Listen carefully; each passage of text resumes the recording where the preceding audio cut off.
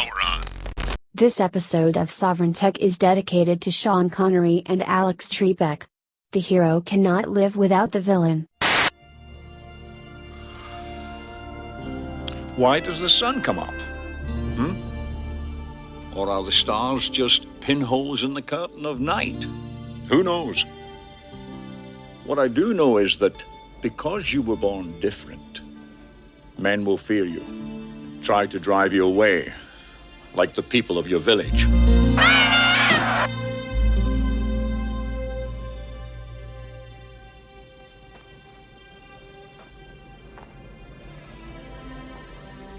You must learn to conceal your special gift and harness your power until the time of the gathering. What gathering?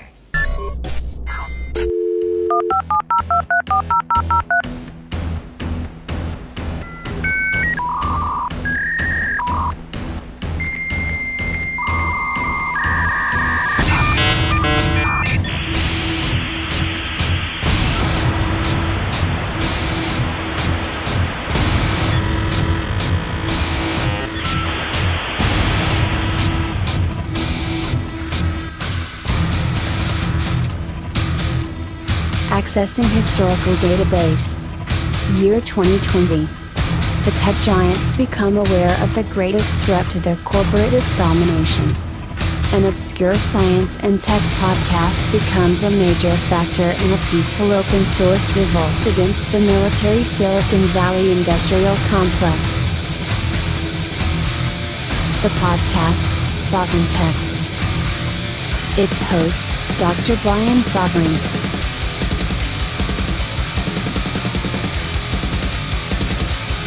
The tech giants try to stop Sovryn Tech. They can't.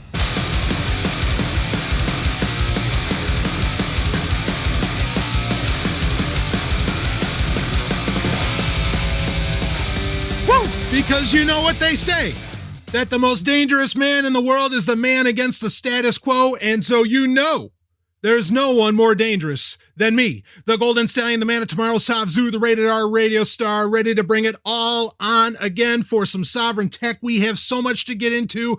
This might be a somewhat non-traditional episode.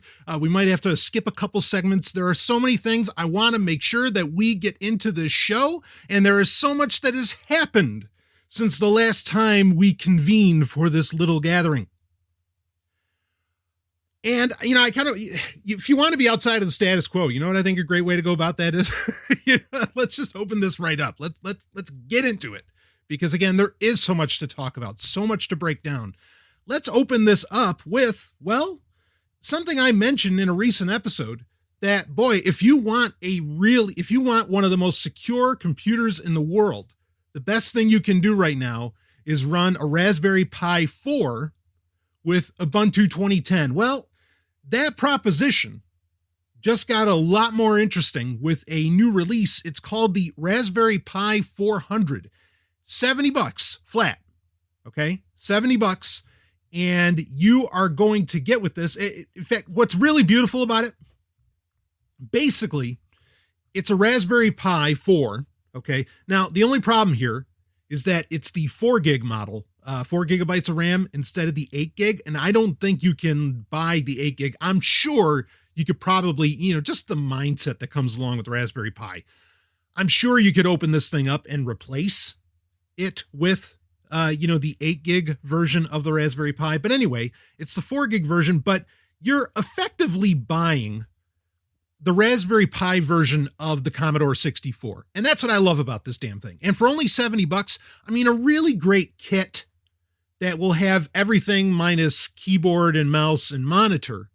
A really great kit like from CanaKit or some of those, will cost you around $100. So this price is actually really competitive and really good. Again, it's taking what is quote unquote a more or less official, which there are official Raspberry, officially branded Raspberry Pi mice and keyboards. But here it is. It's the keyboard. It has access to the GPIO header is right there on the back of it. So you're not losing access to that. You have all the USB ports. You have the Ethernet port. Everything's all along the back. it just looks like a Commodore 64 more or less in the abstract, because it's a computer and a keyboard. It looks like, it looks like a Commodore 64, but it's a Raspberry Pi in this case. Slap Ubuntu 2010 on this thing, and you've got yourself a great computer going forward. I think just a brilliant proposition, and I would love it, because I'll tell you, in fact, we're going to get into this in the foreplay before we even get into our main stories, and we have stories that we have dues that are going to get paid in this episode. Okay, that are relevant to the last episode 394. This is episode 395. We are only 5 episodes away from episode 400. Woo! Because this show has been going a decade strong, baby. But we have to get in. We're gonna we have to talk about it. I usually hate saying that. I hate it when journalists and outlets use we have to talk about last night's whatever stupid fucking show on the planet. Okay, no, this is a case where we have to talk about what's happening in computing. And really, what's happening is that the world is getting the fuck away from Intel. And I'm not complaining for a second. Especially, after Spectre, Meltdown, all of that. And there have been, we could do a whole show on the Intel exploits that have just been revealed throughout 2020, but even really within the past month or two. I think if you follow me on Twitter, or if you're in the Sovryn Tech Telegram group, I mentioned in both places, I'm basically to the point, speaking of the Raspberry Pi, I'm basically to the point of where basically, all I want running in my house is a Raspberry Pi 4 powering Nextcloud, and I'll just thin client everything else outside of that. That's the stage that I've gotten to here. Because Intel is such a mess. Yes, there's AMD, well aware, and Ryzen chips, big fan, especially because of, the potential I don't know how much anybody's taken advantage of this, but the potential that it could have rocked, LibreBoot. That was... anyway, that's a big conversation, but bottom line, for $70 here, folks, let's get back to the point. For $70, you can rock that Raspberry Pi 4, but everybody's getting away from Intel. We're going to talk about Apple.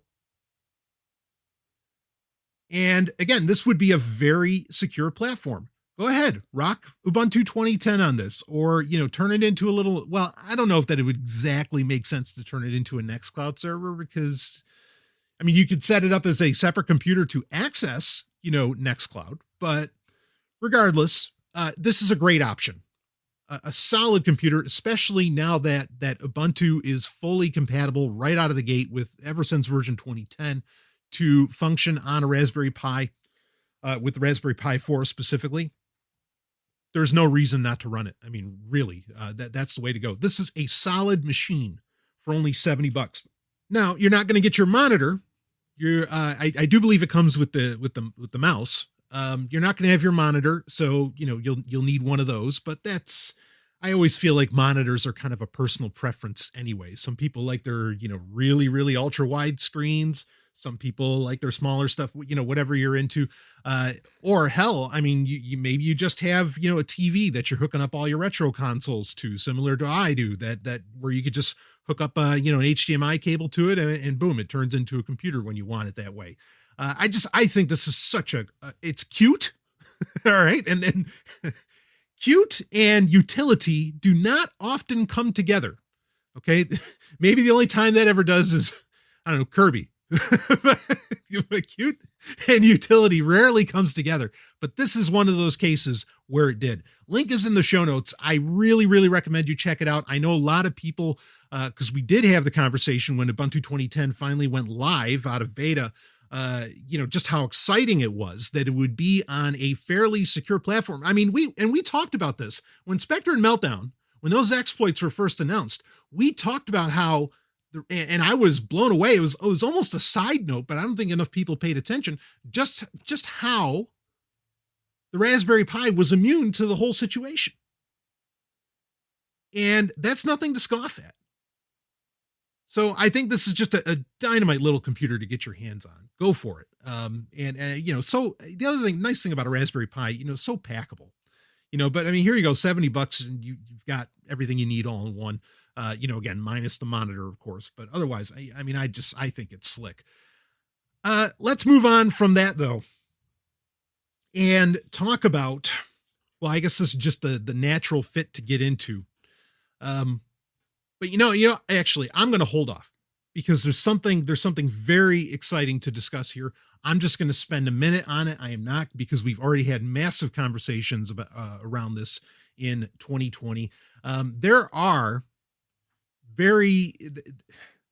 shakeups happening in the podcast space in 2020. Everybody knows what's going on with like Joe Rogan and Spotify.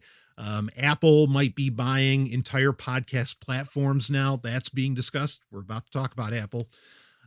But the thing now, so there was Amazon Music. They added in, and I've talked with the Sovryn Tech community since this initially came. Basically, Amazon reached out to certain podcasters, not all. They reached out to certain podcasters. You did not reach out to them. They reached out to you. It's an invite situation. What are the metrics? What, allowed you to get the invite? To this day, I don't know. Okay. What was behind that? Regardless, Sovryn Tech got invited. A lot of podcasts that some may want to call my peers or contemporaries did not, still have not gotten that invite.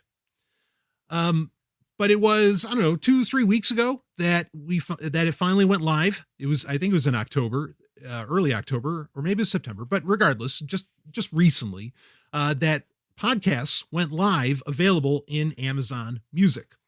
Now, the real, any actual excitement around that really comes from the fact that Amazon Music is so tied with podcasts, so tied with Echoes, right? With Echo devices and Alexa. So, now, having easy access to podcasts. I mean, look, you can say nobody uses Amazon Music, but that's not the point. Okay. What matters is that you are actually accessible and easily accessible to Amazon's Alexa. Okay. That's really, really the important, if there's anything to take away from being included in Amazon Music, that's it. Now, I know that Alexa also plays well with, Pandora, which Sovryn Tech is on Pandora, plays well with TuneIn, which Sovryn Tech is on TuneIn. Sovryn Tech's everywhere. Okay. In fact, I don't think there's another podcast in my class, as it were. And when I say my class, yeah, I know it's a tech show, but let's say in the more personal liberty kind of space, they're not in all the places that Sovryn Tech is. We're on top of every fucking game, regardless. So with Amazon Music, that happened, and they let everybody know about launch day. Please use this hashtag, blah blah blah. I did it, so everybody knows about it. When I got the invite, it also had an invite to it. The invite said it would be Audible/Amazon Music. Now, I was surprised when Amazon Music was really the first one to have podcasts available. But just as of this morning with this recording, okay, I now know, and it was totally just a fluke that I found out about this. Basically, I was looking to see what new, because a lot of new Star Wars books were announced, like the sequel to, or the second book in the new Thrawn trilogy, the Thrawn Ascendancy trilogy, whatever they want to call that, that was coming. So I went to Audible to look, and when I was scrolling through, and I set it by time, I was scrolling through on the site, and suddenly all these Star Wars podcasts appeared. And I'm like, well, where'd these come from? Why are these here? And so just, whatever, it's 6 a.m. So it's like, okay, let's type in Sovryn Tech and see what happens. And lo and behold, Sovryn Tech is there. Okay. Now, again, this is all part of, me getting invited into the Amazon ecosystem, and with their podcasts. Again, not an alien thing. They did this with a lot of video shows for Twitch, like Angry Video Game Nerd and some others, where they invited them to be on there. And so anyway, now if you want, and I know a lot of you do use Audible, I do as well, obviously.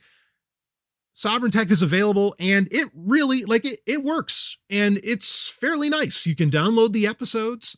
You can review episodes singularly or singly. You can review them, give, whatever, and please, I implore you to do so. You can leave a review for the entire podcast, similar to what, Apple Podcasts / iTunes has done. So those, that's a possibility for you right now. If you want one less app to install, or perhaps you are somebody who's running some kind of Android rig that maybe you're only using the Amazon App Store because you want to stay away from Google. We're going to talk about that in this episode. Okay, maybe might even title it the Googleless life, as it were. And so anyway, say, you're running through the Amazon App Store. So you can get, or maybe you're mainly running through F-Droid, but you have the Amazon App Store, so you can get access to Audible, whatever, however that's working out for you. Okay. If you need one less podcast app, well, here you go. Now, like I said, not every podcast is on there. There are a lot that I'm actually very surprised are not available on there. But the main podcasts that I listen to, and I really only listen to regularly, a couple outside of, I do listen back to my own show, just to make sure everything sounded all right. But anyway, but I mean, the only, I listen to Eddie Trunk and I listen to Security Now with Steve Gibson, of course, my hero. But both of those are available, within the Audible app. Now, I will say this, and this was kind of disappointing. Maybe it'll come down the line. As soon as it was available on Audible, and I've talked about this ever since we talked about the idea that Audible would be putting, podcasts in the app. They are not available for download on your Kindle, like say your Kindle Oasis or your Kindle Paperwhite. So your Kindle e-readers, not tablets, but your e-readers, not available, at least at this time. They are not available there. But I don't know when this went live, and nobody's announcing it. Like I was looking, I was like, come on, Verge has got to be talking about it, or somebody's got to be talking about this, that this has happened. This is a huge deal. But nothing, zero, zilch. And there has been no other communications from Amazon. They didn't announce it was going to happen. They tried to make a big deal about it happening on Amazon Music, maybe just because they want to get as many people on board with Amazon Music as they can, but no real announcement around it showing up on Audible, which, like I said, I think that is the much, much bigger deal. I get why it being on Amazon Music could be considered important, but I think it being on Audible, because there's so many people who, they're already listening for this kind of content with the audiobooks that they do, or what even Amazon would classify as podcasts, with some of their shorter books and everything. But that, this is news. Like, it's worthwhile for me to talk about. It's not me to just, for me to tout that Sovryn Tech's available on another platform. I don't think that surprises anybody. But regardless, it's there. And it works, in my opinion, works fairly well. There's not like some features aren't there that you might expect in a modern podcast client. For example, skipping silence, which I actually don't like that feature. Like for me, I can say as a host, as a professional podcast, a lot of times I will do the pauses for effect. So in my opinion, to get rid of the pauses, to skip the pauses, yeah, I get it. It saves time, but it might in many ways ruin the content. Or at least not let the content, stand on what it's trying to stand on. So that feature's not there, but basically any, speeding up to however many X speed you want to listen at, all those features, which are the bulk of podcast features as much as they are for audiobooks, are all there on Audible. And again, I do like that you can rate individual episodes. That could be a very helpful metric for me. I do like that you can, review, because here's the thing, we're not exactly, the pro use of iTunes, because it's historic. Apple Podcasts, I've talked about that ever since it split off. That's kind of a different story, but iTunes is such a mess. I never told anybody, leave a review on iTunes. Fuck no. Why would I tell you to use iTunes? Can you imagine that? People recommending that you use horrible, horrible software just so that, I don't know, they can get some kind of, ego boost and stupid uptick on their podcast, especially for tech shows. Mind-boggling to me. And you haven't needed iTunes to operate an iPhone for years now. There's no argument for that. Now, again, it's Apple Podcasts now. And of course, the verbiage within the podcast community, as I'm sure many of you who listen to podcasts know, nobody really mentions iTunes anymore. Now it's just subscribe on Apple Podcasts, blah, blah, blah, blah, blah. So anyway, point being, podcasts are now available on Audible. It may not be all. You cannot insert, your like feeds that you want to add in. You can't do that. Something else, I always forget this, but Plex, which I use heavily, Plex will allow you, does do podcasts. Now, I've known that they've done this for a long time, but I kind of forgot about it, partly because it didn't really feel feature complete, but also there was the issue that I don't think you could add in like RSS feeds. You couldn't put in the XML and whatever into it independently, but now you can. So, I mean, that's an option to look at as well, is Plex. But Plex is something where I feel like they need to do the opposite. Or they need to fill in the inverse, which is, okay, they have podcasts, but now they need to make audiobooks viable. And then, frankly, at that stage, I mean, because you can use Open Audible to rip, all of your, even if you buy them on Audible, but you can instantly rip them into MP3s. And then if you could pop all that onto a Plex server and have your audiobooks, in a really, really, slick package and UI, which Plex has, Plex could get a lot more interesting. It's already very interesting, but it could get a lot more interesting at that stage. So it kind of needs to do the opposite of what Audible just did. Maybe that's coming down the line. But regardless, we'll end it off with this. Like I said, unfortunately, it's not on e-readers because that's been the dream for me. Like, if podcasts could be on e-readers, I'd barely touch my smartphone at that stage. Like there'd just really be no reason. But regardless, Sovryn Tech, Audible has every reason to not allow a show like Sovryn Tech on there, because this is a very rebellious, anti-status quo show. But we're there, and thank you. So go ahead and subscribe, folks, via Audible. And if you want, please leave a review. I would be honored. I'd love to read your reviews. I'd love to, read what you think of the show, what you think of specific episodes and so on. I think that's really, I would love to hear it. So go for it. Anyway, let's get into some other subjects. Now, this is something that I didn't think I would care to talk about. The idea, we're going to talk about Apple. The idea that Apple would be dumping Intel processors, I don't think that surprises anybody when you hear it. It's like, well, okay, fine. And granted, they have, give the devil their due. Okay. Their processors that they've been developing for, and they're all ARM processors. Even the M1s that we're about to talk about are, technically ARM processors. The processors they've been developing for iOS devices have been top notch. I'm not going to argue otherwise. They really, really are top notch. And of course, we know just how much Apple likes to keep as much in-house as they can. Gives them tighter control. And, ultimately for them, that's kind of their winning strategy. They are a company that very much does it differently. I don't want to say that they fall under their moniker of think different anymore, but they do things differently. And look, when I used to be an Apple fanboy. Okay. I was a hardcore Mac user, Mac and iPod. This is before the iPhone was a gleam in anybody's eye. I was a hardcore Mac fanboy. Apple fanboy. And, my iMac, I love that thing. I will still talk very kindly about that computer. The G4 Cube, I have said over and over again that the G4 Cube is the greatest, if not one of the greatest computers ever built. Okay, at least in the consumer space. Obviously, we're not talking about craze here. Just brilliant design. And what I loved about Apple was that there was that really tight hardware, software integration. I love the PowerPC platform. I used, the PowerPC architecture in my computers for as long as possible because, when Fedora Fedora was so good at, and I know Linus Torvalds the same deal.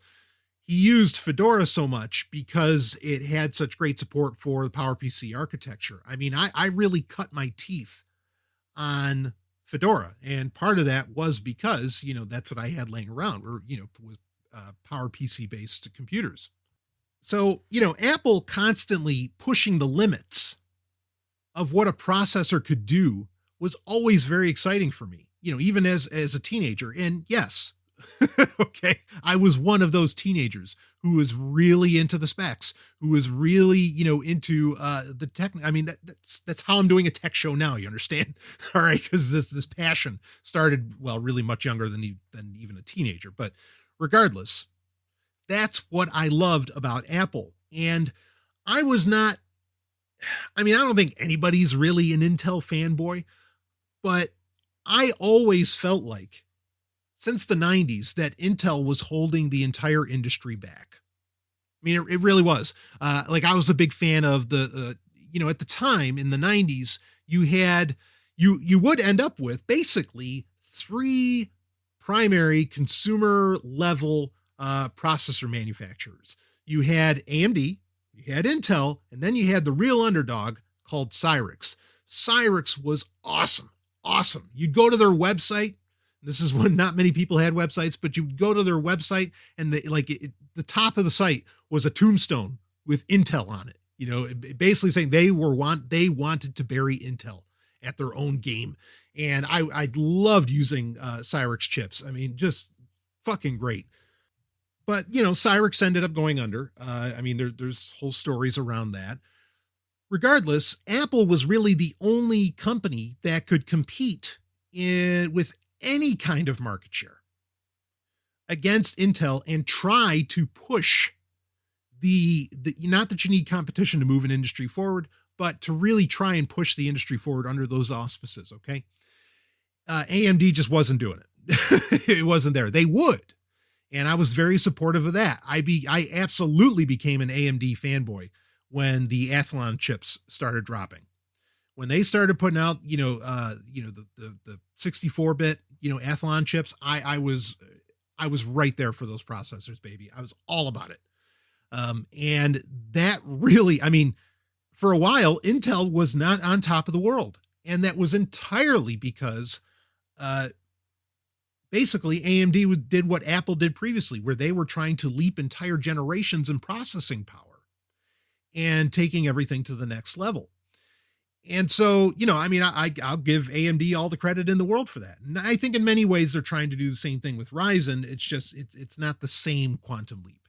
And, as far as reasonings behind all of this, I'm sure a very long story with a lot of speculation, that we could get into around it, but we're not going to discuss that here. Bottom line being is that what I loved about Apple, I mean, yeah, I liked Mac OS as well, but what I loved about Apple was that, well, they did it their own way, for one, but then also there was that, again, that really, right down to the processor, that really tight integration between software and hardware.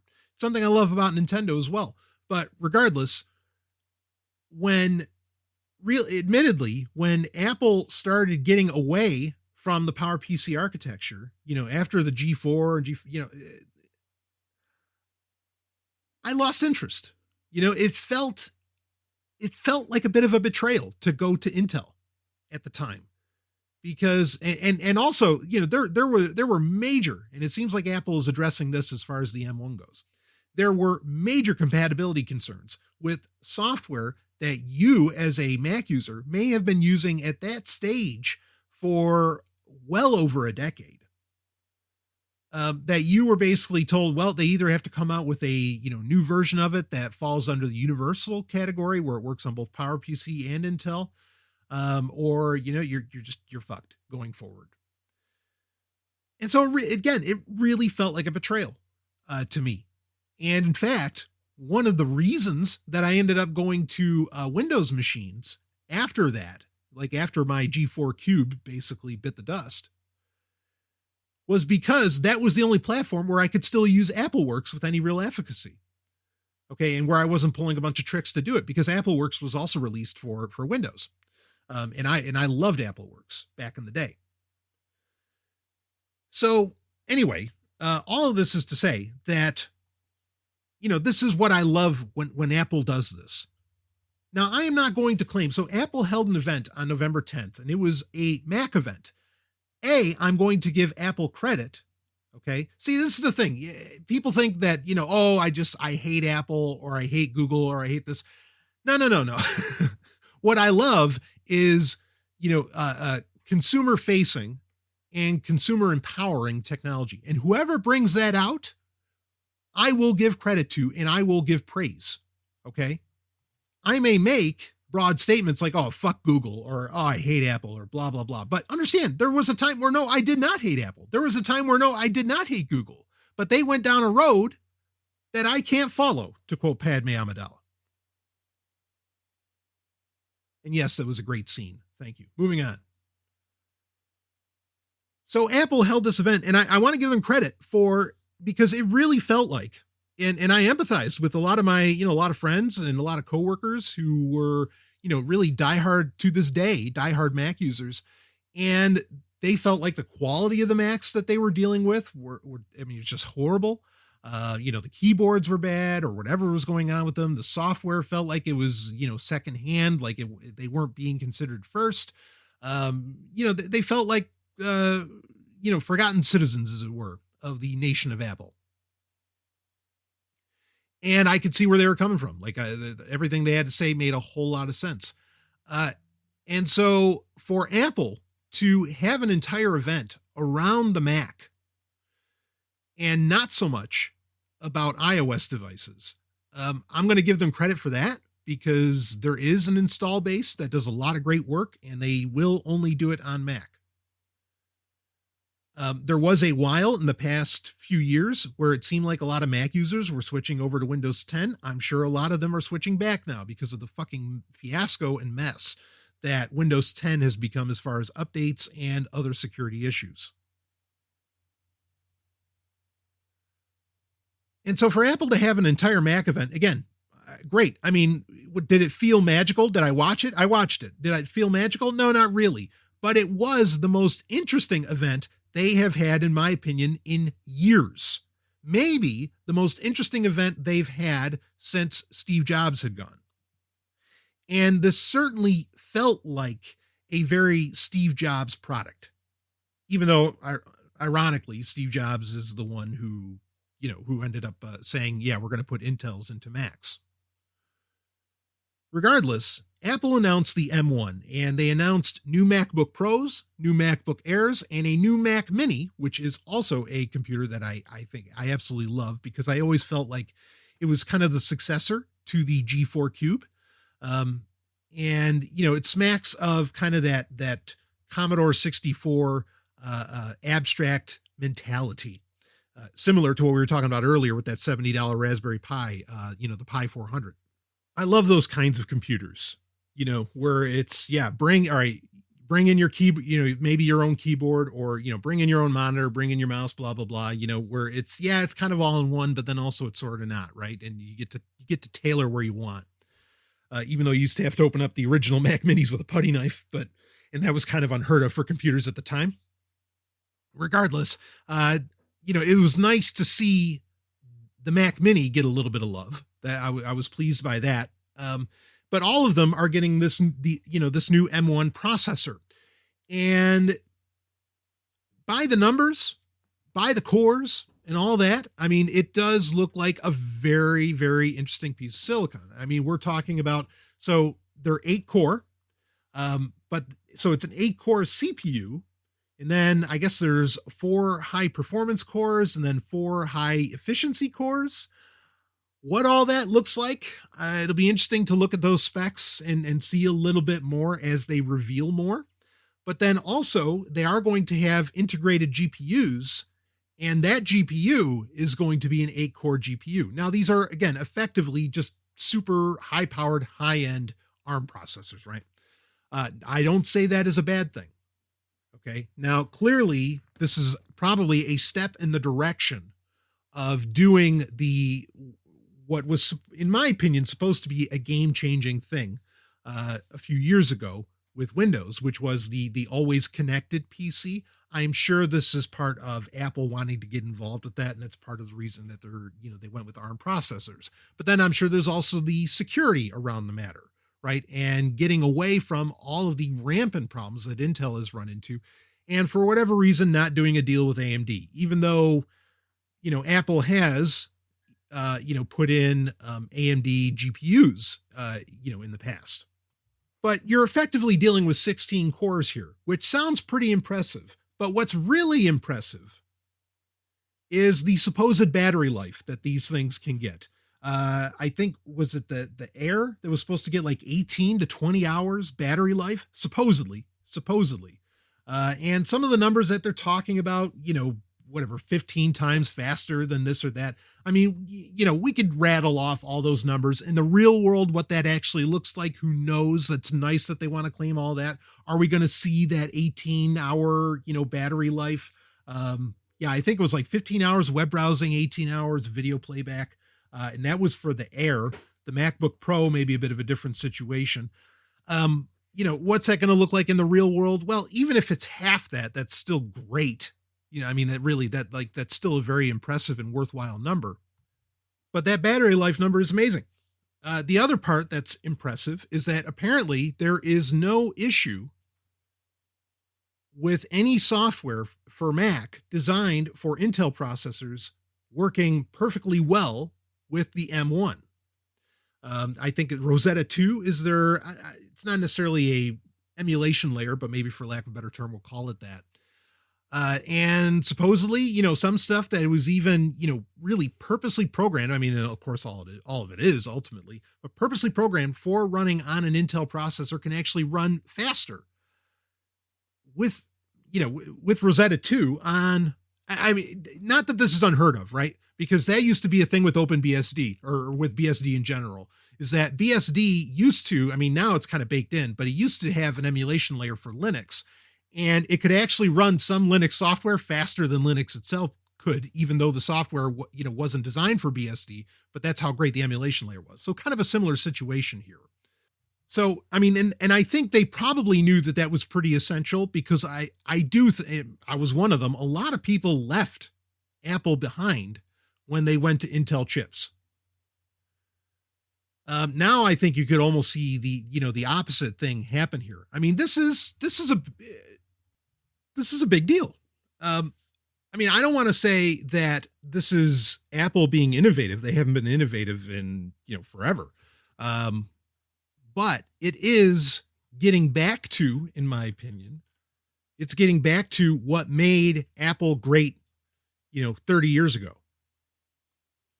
It's getting back to the, really tailored Apple experience that really, I think, went away. But now there's the option. And look, Microsoft's in trouble. I mean, because again, they are still relying heavily, and to some degree, even, and this is interesting, Chromebooks really fall prey to this too, because Intel they cannot deliver the speed and have the security demands met at the same time that a lot of platforms are looking for. And so I'll admit this is putting Apple in a tremendous position to dominate in desktop, which I didn't think they would ever do again. Not that they ever necessarily did, but I didn't think that they'd even, that you'd be able to make the great argument for having them be your main desktop again. I'm kind of blown away by this. Like I watched it, I listened to it, and as long as they can deliver on most of what they said, okay, and that there aren't issues with, software compatibility and so on, as long as they can deliver on a lot of that, Apple's got a winner here. I mean, I'm intrigued. I'm looking at this MacBook Air saying, oh, well, I'd like to see how that works. Like I could see, and that does raise, of course, an issue. Like, how is this going to work with Boot Camp? Will Windows 10 work well now? Will Linux work well still on a Mac going forward? I don't think that Apple's going to care too much if the answer is no to those. The one thing that I thought was a little disappointing and that I really wonder about, though, is that for some reason, they're still using Thunderbolt 3 and 4, whatever. But they said that eGPUs, which as in external GPU cards that you can connect via Thunderbolt, those won't work with the M1 processors. I find that to be incredibly strange. And we don't know if Apple's actually going to play ball with dedicated GPUs, like say in the MacBook Pros in the future. The first M1 MacBook Pros do not have dedicated GPUs in them. So I have questions about this. And again, I don't know how. Part of me wonders if Apple was because it doesn't make any, like, what is there some kind of massive technical issue why eGPUs can't work with the M1? Something doesn't add up there. And I would not be surprised, as complimentary as I have been about this, I would not be surprised if Apple didn't like that people were maybe saving some money and buying a lower end Mac and then putting their money into an eGPU that wasn't, that Apple wasn't getting a cut of, say from NVIDIA or whatever. Or maybe this is Apple ultimately wanting to, take a bite out of, what NVIDIA has going on. And yeah, I could believe that. So, but if that's just a business decision and it's not a technical one, I think that's shitty. Just straight up. I mean, I think, why limit people's options? See, you're 2 steps forward and like 1 step back when you're playing ball that way. And I hope that's not what's going on, but it could be. So anyway, the M1, very, very interesting. I think that this makes this, as long as it can deliver, this really does make Apple, or Macs, I should say, viable platforms again, in my opinion. It makes them interesting again. And also allows them, because one of the reasons that I was arguing for why you want to get a Raspberry Pi 4 is because you can tie in a fairly secure, a secure platform, secure hardware with Ubuntu now, which is very secure software. And you could tie those two together. Now with an M1, I think you have the real possibility of having, Apple security software wise, and then having, that highly vaunted and touted, Apple security as far as hardware goes once again, but they could only do that by leaving Intel behind. And, if Intel goes out of business sooner or later, hey, no skin off my back. I'm not worried about it at all. Let it happen. So it's like I said earlier, I've been waiting since the 90s for them to tank. And so let it happen. Maybe this is a case of the enemy and my enemy is my friend.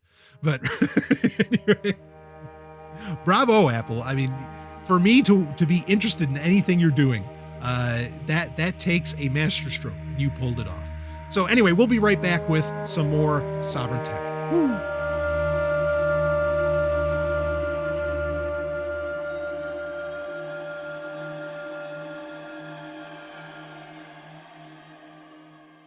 Hey, is Sovryn Tech not enough for you? Well, let me tell you about something you'll never get enough of. No, I mean it. We're talking about a radio show and podcast that goes all night long, 7 nights a week, 3 hours a night, 365 days a year, and has been going since the early aughts, baby. I am talking about none other than Free Talk Live. It's the show you control. That's right. It's an open phones call-in show that is ready for you. And if you're worried that your voice isn't going to get heard, don't be. We are talking about the only libertarian radio show stateside. And not only that, it's also the number 26 talk show in the United States. Start listening now and go ahead and hit that massive back catalog at freetalklive.com. The Golden Stallion guarantees a good time, and you might even find some episodes with me on them when you do. That's freetalklive.com, and we thank them for sponsoring Sovryn Tech. Let's get back to the show.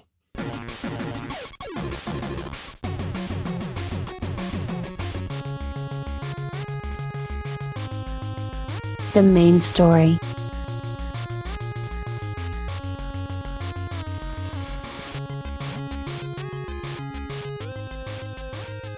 It is time for the main story. And actually, if we do this right, I'm going to give you 2 main stories because there's 2 subjects that I have promised that I wanted to get into that play off of episode 394 of Sovryn Tech.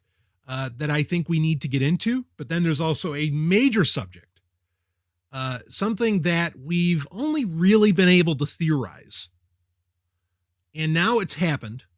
And I think we need to discuss it when we get into HackSec. So that's a separate thing. And then we've got a gaming grid to talk about.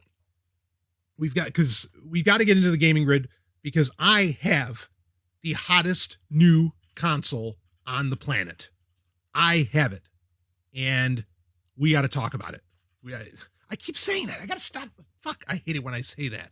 Okay, we're going to talk about it. We're going to talk about the hottest console on the planet today. I mean, this is brand new stuff. I'll save it for the review, but we're going to break into it. And then hopefully we can get into a climax and we can talk about some, maybe not the happiest of matters, but some other things. Certainly some fun things to walk away with. But the first thing I want to talk about here is I had said when we were discussing 5G in a recent episode, I said we have another technology, just like I feel we very much put 5G in the coffin. In fact, we didn't just put 5G in the coffin. This is a little follow-up story. Let me grab this. Well, I'll put the links in the show notes for this, but basically here's the headline from October 28th of 2020. Verizon admits 5G is more about autonomous vehicles and smart cities than speed. That's the gist. And it's based off of a newsletter that Verizon sent out where they more or less admitted this, that 5G is not about what the consumer can get out of it. It's about interconnecting traffic lights and, autonomous vehicles and all this other horseshit. Bottom line being is that it's not about the speed. And that's what we talked about when we were last talking about 5G, is that there is no appreciable difference with 5G for the consumer. Now you could say that, the smart city at the end of the day is the appreciable difference, that ultimately helps the consumer. I don't know. And in fact, we'll save that conversation for our second main story when we get to it. But I just wanted to bring up that I'm no longer the only person out there who's saying 5G is ultimately worthless for the consumer. Now, there might be other purposes, but then you have to take a good long look at all of those interweaving purposes out there and ask yourself, does that empower the individual or does that empower something else, like, say, authoritarianism? Well, I'll let you decide on that, though you know where I stand. Because for the man of tomorrow, the individual is the measure of all things. That's it. End of story. So let's get into 4K, which I wanted to bring this up because the two things that most of the consumer tech companies are levying on you right now fall under either 5G, that's what your smartphone needs to do, or 4K, that's what your console needs to do, or that's what even your phone needs to do. That's what everything needs to do. Now, I've been hammering against 4K for some time on the show. I've never been positive about it. And, I want to make the overall case so that you understand 4K is something that is not about the consumer winning in the end. Okay. In fact, I think you could say it's a bit of speculation. You could say it's theoretical, but I don't think so. The real reason behind 4K. Actually, there are two reasons behind it, but we'll get into those at the very end here. So to understand, 4K is a technology based around a resolution, which that has been really ever since DVDs became a thing. TV resolution or, screen resolution has become a major deal. Yes, it mattered as far as gaming and with computers and a lot of that, and refresh rate. But originally those kinds of technologies were merely the purview of, people who had this very elite desire and understanding of just trying to get the best picture and experience that they can. Everybody remembers, if you grew up like me, in the 80s and 90s, everybody remembers the people, the audiophiles, the cinephiles, or the videophiles, whatever, the people who were so into that home theater experience. I mean, like, that was their fucking life. And I mean that with no disrespect, by the way, none at all. But I think in many ways what happened is, because, Laserdisc never took off except for with the cinephiles. When DVD hit and everybody wanted on board with it. Of course, part of that had to do with the fact that everybody was buying the new game console, which also happened to be a DVD player, that being the PlayStation 2. I think people forget that little part of the equation, was that it was kind of like an added value prop there. When a lot of these companies, including the movie industry, not just consumer tech, but like the movie industry and everybody else, when they saw how much the everyday person was latching on to this, new DVD technology, that started a chain reaction where suddenly, everybody was talking about resolution. How can we get, a clearer picture? How can we sell more DVDs? How can we sell new versions of movies? How can we, because with DVD, you had Superbit, you had all this, all this differing technology. And, suddenly 480p was a thing that was possible. How do we make TVs to come into that? Now, to say nothing of, the idea of transmitting HD TV over the airwaves, that's another piece of the puzzle, certainly, but we're here to talk about 4K. But you had this storm that started with DVDs as to where really, the television didn't see, yes, like there was HD, there were new developments in television that had existed for some time, that had been going on for decades. Basically, France had HD in the 50s.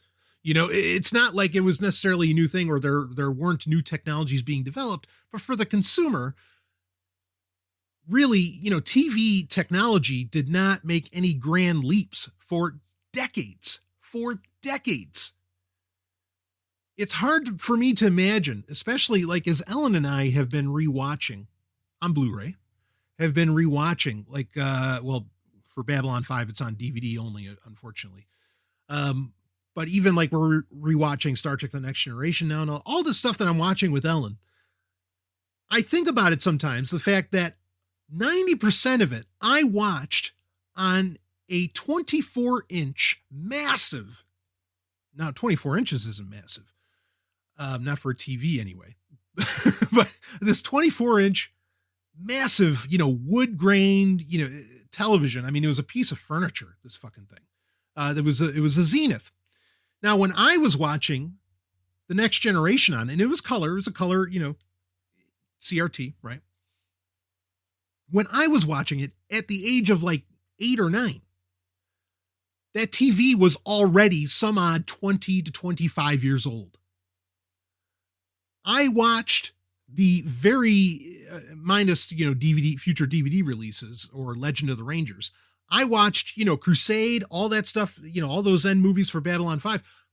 I watched all of that on that very television, on that shitty, by today's standards, that shitty 24-inch CRT, monster, Zenith television. And I fell in love with all of these shows and movies and all this content just fine. I never had a complaint in the world that, oh man, I just wish those ships were a little sharper. Oh, I wish I could see the freckle on Patrick Stewart's face. Whatever, that never crossed my mind. And I was watching the most intellectual stuff on television. It wasn't like I was some dum-dum or something, or the content was.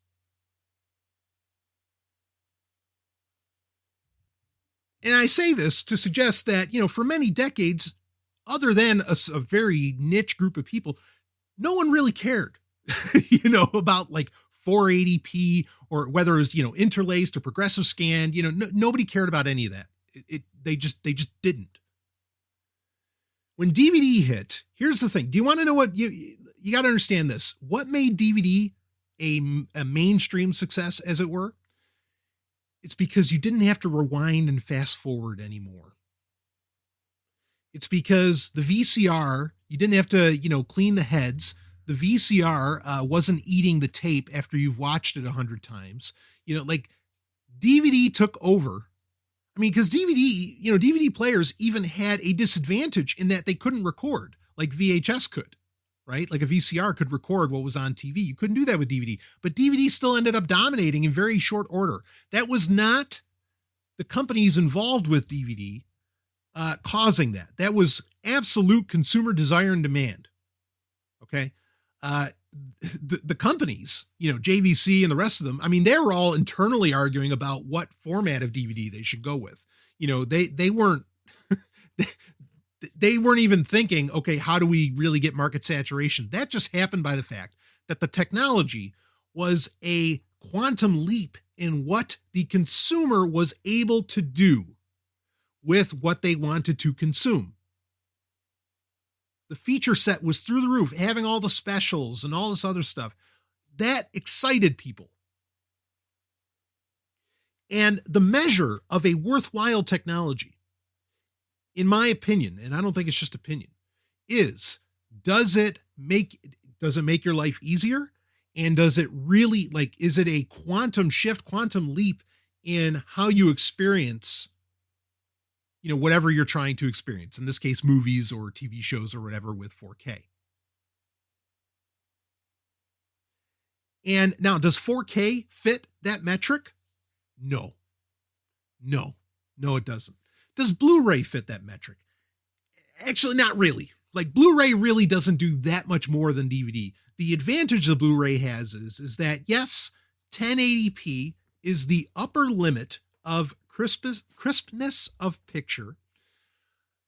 And also with Blu-ray, it is, DVDs are, and this varies upon how you treat your discs. Blu-rays are significantly tougher than DVDs. Also, Blu-rays allow for significantly a larger amount of storage, which I would argue is their greatest benefit. Let's be clear here. 4K really are just larger Blu-rays. It's not even a different technology. It's a different resolution, but it's not even a different technology at the end of the day. It's just Blu-rays with more layers. That's all it is. It's still technically Blu-ray technology. So it's very easy to point at where, 1080p resolution, that there are benefits to that. And particularly with physical discs, where a Blu-ray does have, some genuine appreciable advantages over what a DVD can do. Now, when you bring in M-Disc, the durability thing doesn't even become, part of the equation, but certainly having more storage. And let's be clear here, Blu-ray is a great, if not the greatest storage, especially with M-Disc, the greatest storage medium we have. And the biggest companies in the world use it for just such, including Facebook. They don't leave stuff on servers. They put it all on a Blu-ray disc. On a long enough timeline. So let's talk a little bit about 4K. All right. Because again, if you somehow think that you need this in your life, you, as I said in previous episodes, or in a previous episode, you are buying into 100% pure marketing hype. It is nothing more than marketing.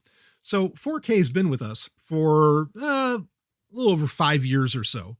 It is based upon, as far as with discs goes, it is based upon, again, like I said, Blu-ray XL, or what do they call it? BDXL, I think is the actual acronym for it. And there are varying resolutions that it runs at, but the basic number is, that matters. Like when it's 480p, that's, so 1080p, okay, is actually 1920 by 1080. The 1080 is the amount of lines. There's 1,000, 1,080 lines going up the side of the screen. Okay.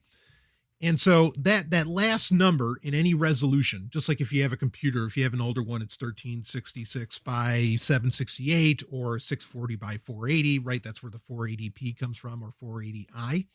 So the actual number that matters with 4K is not the first number, which varies. It could be 3840, could be somewhere around there. It's the second number. It's 3840 by 2160. It's that 2160. Now, why do they call it 4K instead of what has traditionally been where you use the second number in the resolution? Why aren't they calling it 2160p when that's really all that it is? Well, it doesn't sound as impressive. It's part one in the marketing hype. Okay.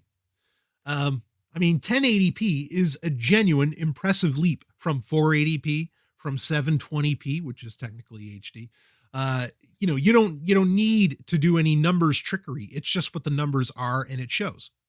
So they're trying to fool you into thinking that 4K is basically somehow 4 times better than your average Blu-ray or better than 1080p, when it's not. Okay, it's not at all. And yes, I know 8K is already a thing. Everything I'm saying for 4K applies to 8K. So let's talk about this a little bit. With 4K, this is something that really started its life with PCs. And this is, I guess, if we're going to say anything nice, this is the one area where, okay, maybe 4K, and we're not even getting into refresh rates because that's pretty key to a lot of this too. 120 hertz, 60 hertz. Anyway, we might get into a little bit of that, but this is the one area where there might be some advantage. But do you know where the advantage is? The advantage is in reading text. So 4K, kind of like how 5G, sure, 5G works great for smart devices and a bunch of other stuff, but does it actually mean anything to the consumer? No. This sure means something to the consumer, but the only real appreciable advantage that 4K gives you as a resolution, as a technology, is in reading text better. How many people are going to buy entirely new monitors and TVs and whatever else, new devices that can actually push 4K, which, by the way, the Raspberry Pi can, Raspberry Pi 4 anyway can. How many people are going to get on board with that just so that they can read text better? I'm sure there's a small group out there that would be into that. And I think it's a fine and dandy thing. But that's it. It's not even gaming.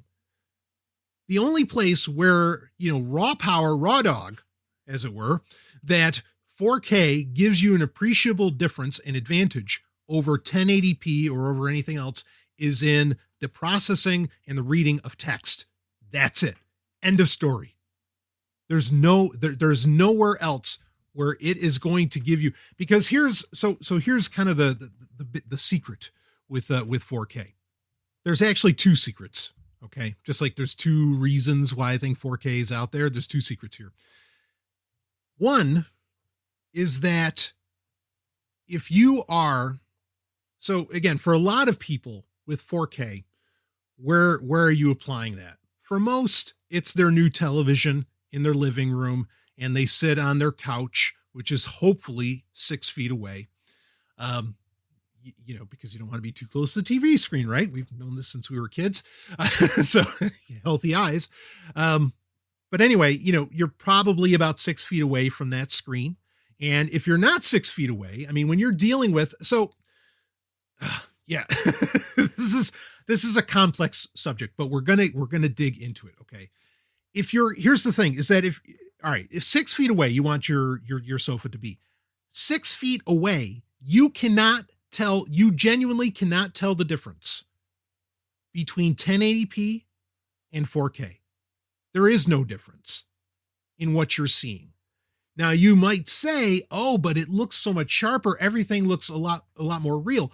That's motion blur. That's what's called the soap opera effect. That's a separate subject. We're going to get into that in a second.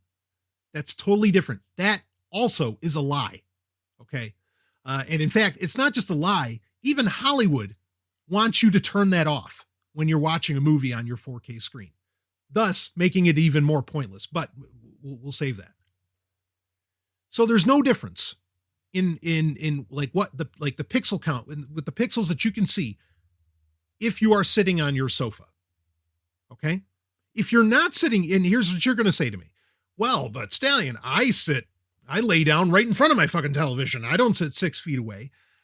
Okay. But then if you are on binge sessions with watching something, there is it actually, like, it even has a name. There is an effect that occurs where you are constantly bobbing your head because you're watching on 4K on some giant screen, where 4K can be an advantage, right? The bigger the screen gets, okay, having a higher resolution can, allow for that picture to scale better without it, look and end up looking funny, or you seeing a ton of pixels or whatever else. There's an advantage there, but it's an advantage that cancels itself out. You understand? Because if you can't sit there for hours and watch everything that's going on screen on an 80-inch screen where 4K could possibly matter. And I mean, it's not an exaggeration. I mean, an 80-inch screen. Okay. And that creates an entire effect where you actually, I mean, it's almost a dysphoria that you get because you're not seeing everything that's basically happening in front of you. Okay. And that's because you're sitting so close to it, to where that higher resolution would actually matter. Again, go back 6 feet. There's no difference between 4K and 1080p. There's none. 6 feet and beyond. There's none. It doesn't matter. So it's a bullshit technology because you can't actually tell the difference. All right. So there's that. Now to add to the bullshit, okay, I just mentioned scaling and upscaling. A lot of, especially with discs, but also certainly a lot of, even if you can get a network of some kind, a channel of some kind, or, streaming of some kind, where they are supposedly schlepping you 4K content. Most of that 4K content, either streaming, network, and most cable networks don't even allow for it, streaming, network, or, or an actual 4K disc. A lot of those, it's all upscaled. Okay. And in fact, you can go to Blu-ray.com. That's a very famous site where you can find out about all the new releases and you get all these, like I mentioned earlier, the cinephiles, and the audiophiles who will do, that's PH. They're fans of these things where they will do these big reviews of, was the sound washed out? How was the Dolby Atmos transition, and all this crap. They do this whole, digging deep. You can look up every disc. And even something you'd think like a modern film that was highly touted, that had a big, that was a big budget affair, say like Wonder Woman, actually a movie I really love. I think is a great film. That on the 4K disc is not native 4K. It's upscaled to 2160p. So you're even getting lied there. You're not getting native 4K content. You're just getting upscaled content, which is ultimately a lie and thus ultimately marketing. As to where you've had native 1080p forever. And in fact, I don't think there was ever, I could be wrong about this, but I don't think anybody was bothering, upscaling older, just doing like upscaling of, they were doing full remasters with Blu-ray for 1080p. I don't think anybody was really bothering doing upscale at that point. I don't think that would have sold. And I think people would have, the cinephiles would have flipped out, if they knew you were doing that then. I don't know why they're not flipping out now, but they're not. But ultimately, you're not getting an actual remaster, say like in the case of Wonder Woman, you're just getting an upscaled disc. Now, your player, your actual Blu-ray player can handle, or your 4K player or whatever, can actually handle a lot of that upscaling process on its own. So again, they're bullshitting you. For example, my Blu-ray player will do a kind of a native upscaling of a DVD to try and turn it into 1080p. The results are certainly mixed. You know the difference. You know when you're watching a DVD compared to a Blu-ray. There's no question about that. Okay. But point being is that they're selling you a disc that really your player could do the whole job for in the first place. Okay. So again, it's bullshit. It's marketing. And this is something that's been kind of a common complaint against 4K is that there's just not a lot of 4K content out there. And no, there isn't, but even half, if not more of what is out there isn't really 4K content. It's just upscaled. It's not even remastered. It's just upscaled. And those are different things. Those are two very different things. So again, you have, upscaled content that's a lie. And then if again, when you're sitting back far enough to keep from getting what we were talking about, which is viewing fatigue, okay, where you can't see all the edges of your screen just by moving your eyes, that's called viewing fatigue. That's partly why you sit so far back, because it'll strain your eyes and your neck when you start moving your head. So really, when you're looking at a TV screen, you kind of want your head to be static. Otherwise, you're going to run into issues. That's called viewing fatigue, when you can't see the edges of the screen. That's why you don't sit. That's partly why you don't sit so close. There's other reasons, but regardless. All right. So we have the upscaling issue. We have the viewing fatigue issue. And to resolve the viewing fatigue issue, you're supposed to be back at least 6 feet with your sofa And when you get that far back, again, there's no fucking difference in the pixels that you see. There's none between 1080p and 4K. So we've talked about all that. All of that is bullshit technology. But like I said earlier, I know what you're going to tell me. You're going to say, no, I've seen this, or I've seen it in the store, and that picture is gorgeous. It looks so real. It looks like something I'm seeing on YouTube. Aha.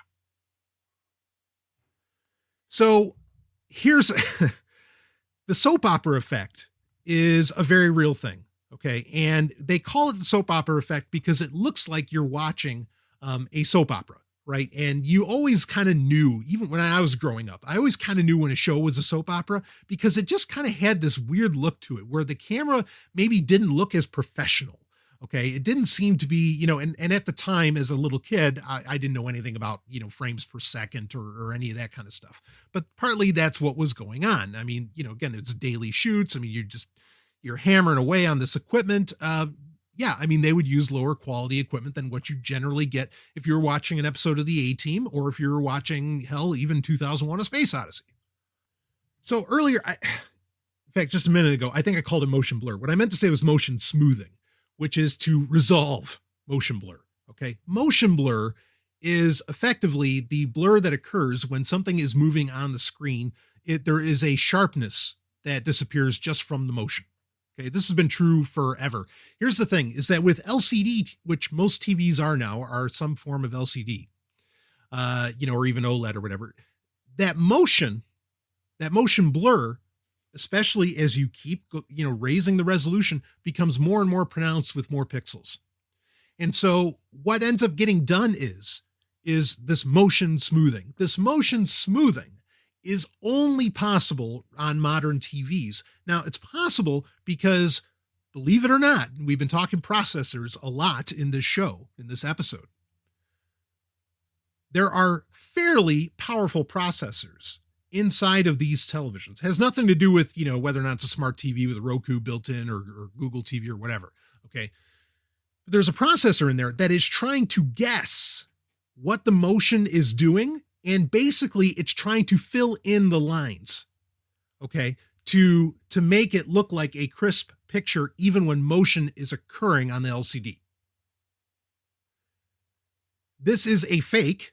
And I mean, it's not unheard of. I mean, just like progressive scan itself is a fake over trying to cover up interlacing lines. It's the difference between, 1080i and 1080p, interlaced progressive. But here's the thing is that, when you're doing that, like say you're watching, I don't know, sports or something, when it's content or even video games, when it's content that's going at 30 frames per second, okay, right? Like, so those frames, like they're moving in a motion of 30 frames per second, or even 60 frames per second. The motion blurring isn't so bad. The problem is with movies, like with major Hollywood films, those have been forever and to this day filmed at 24 frames per second, 24 FPS. At 24 FPS, that filling in, that motion smoothing that occurs is causing the really like grandiose picture that the cinematographer for a movie worked so hard on, so that that you're looking at, because I mean, you've seen this where the picture that comes from a movie, like you can just tell the cameras are on a whole other level. But then when you watch those same movies on a 4K screen, it looks like it might as well be something that came off of YouTube.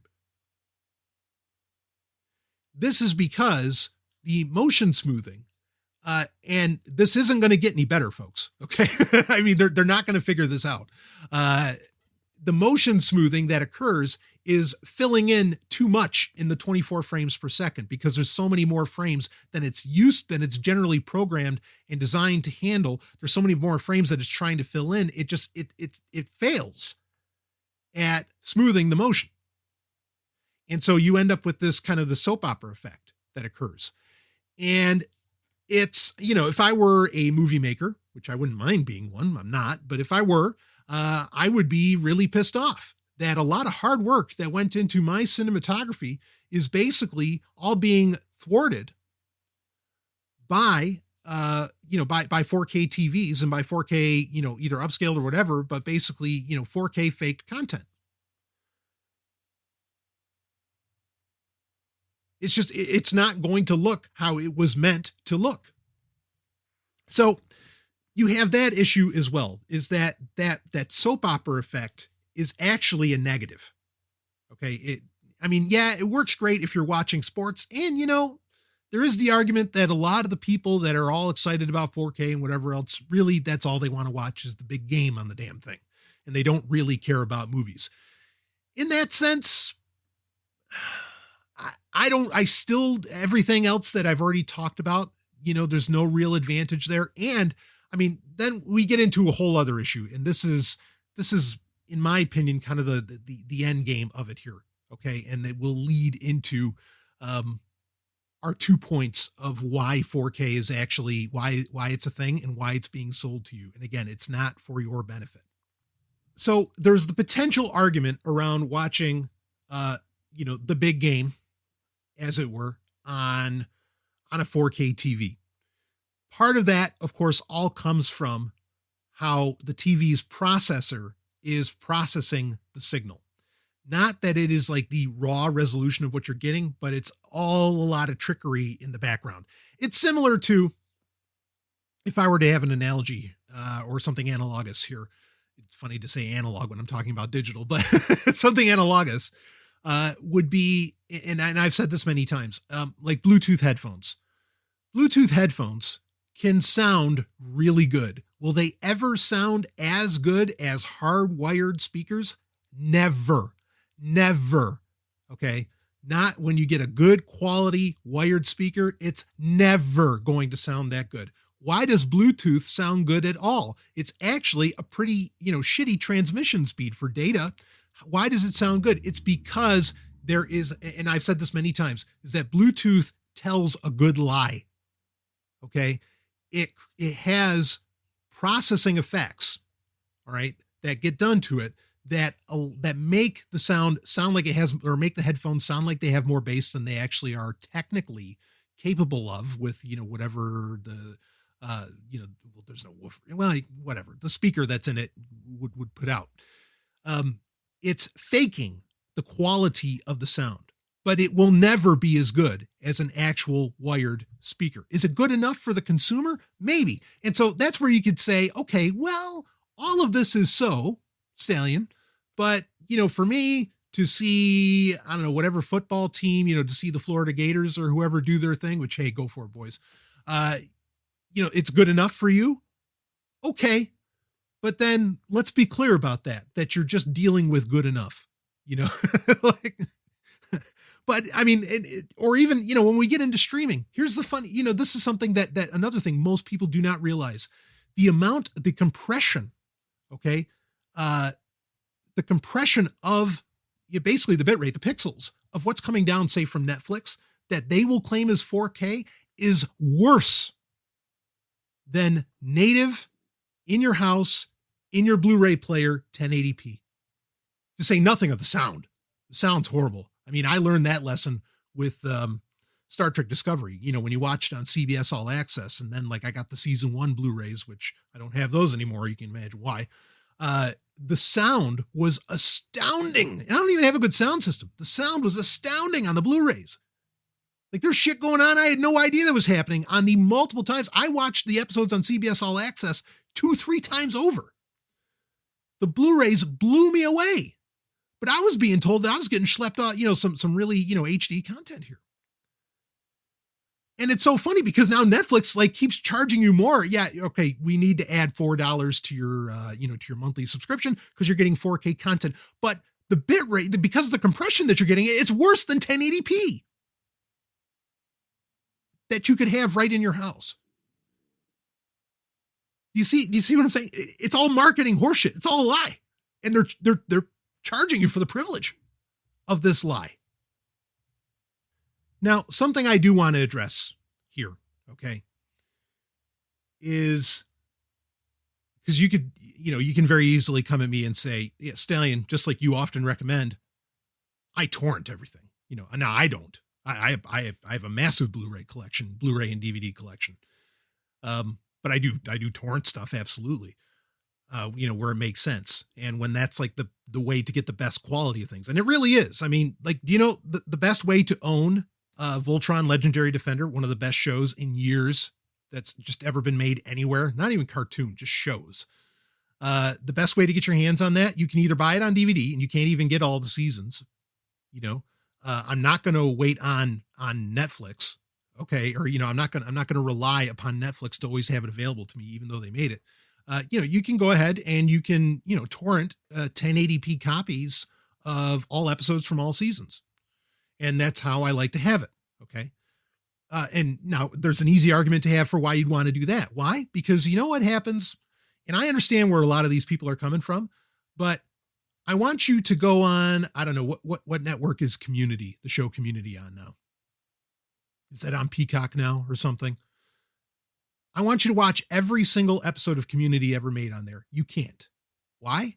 Because there are episodes, for reasons of sensitivity, I'm not going to get into all that, but for reasons of sensitivity, have been taken down and are not allowed to be played. They're not there. So how do you do it? Well, you can buy the discs.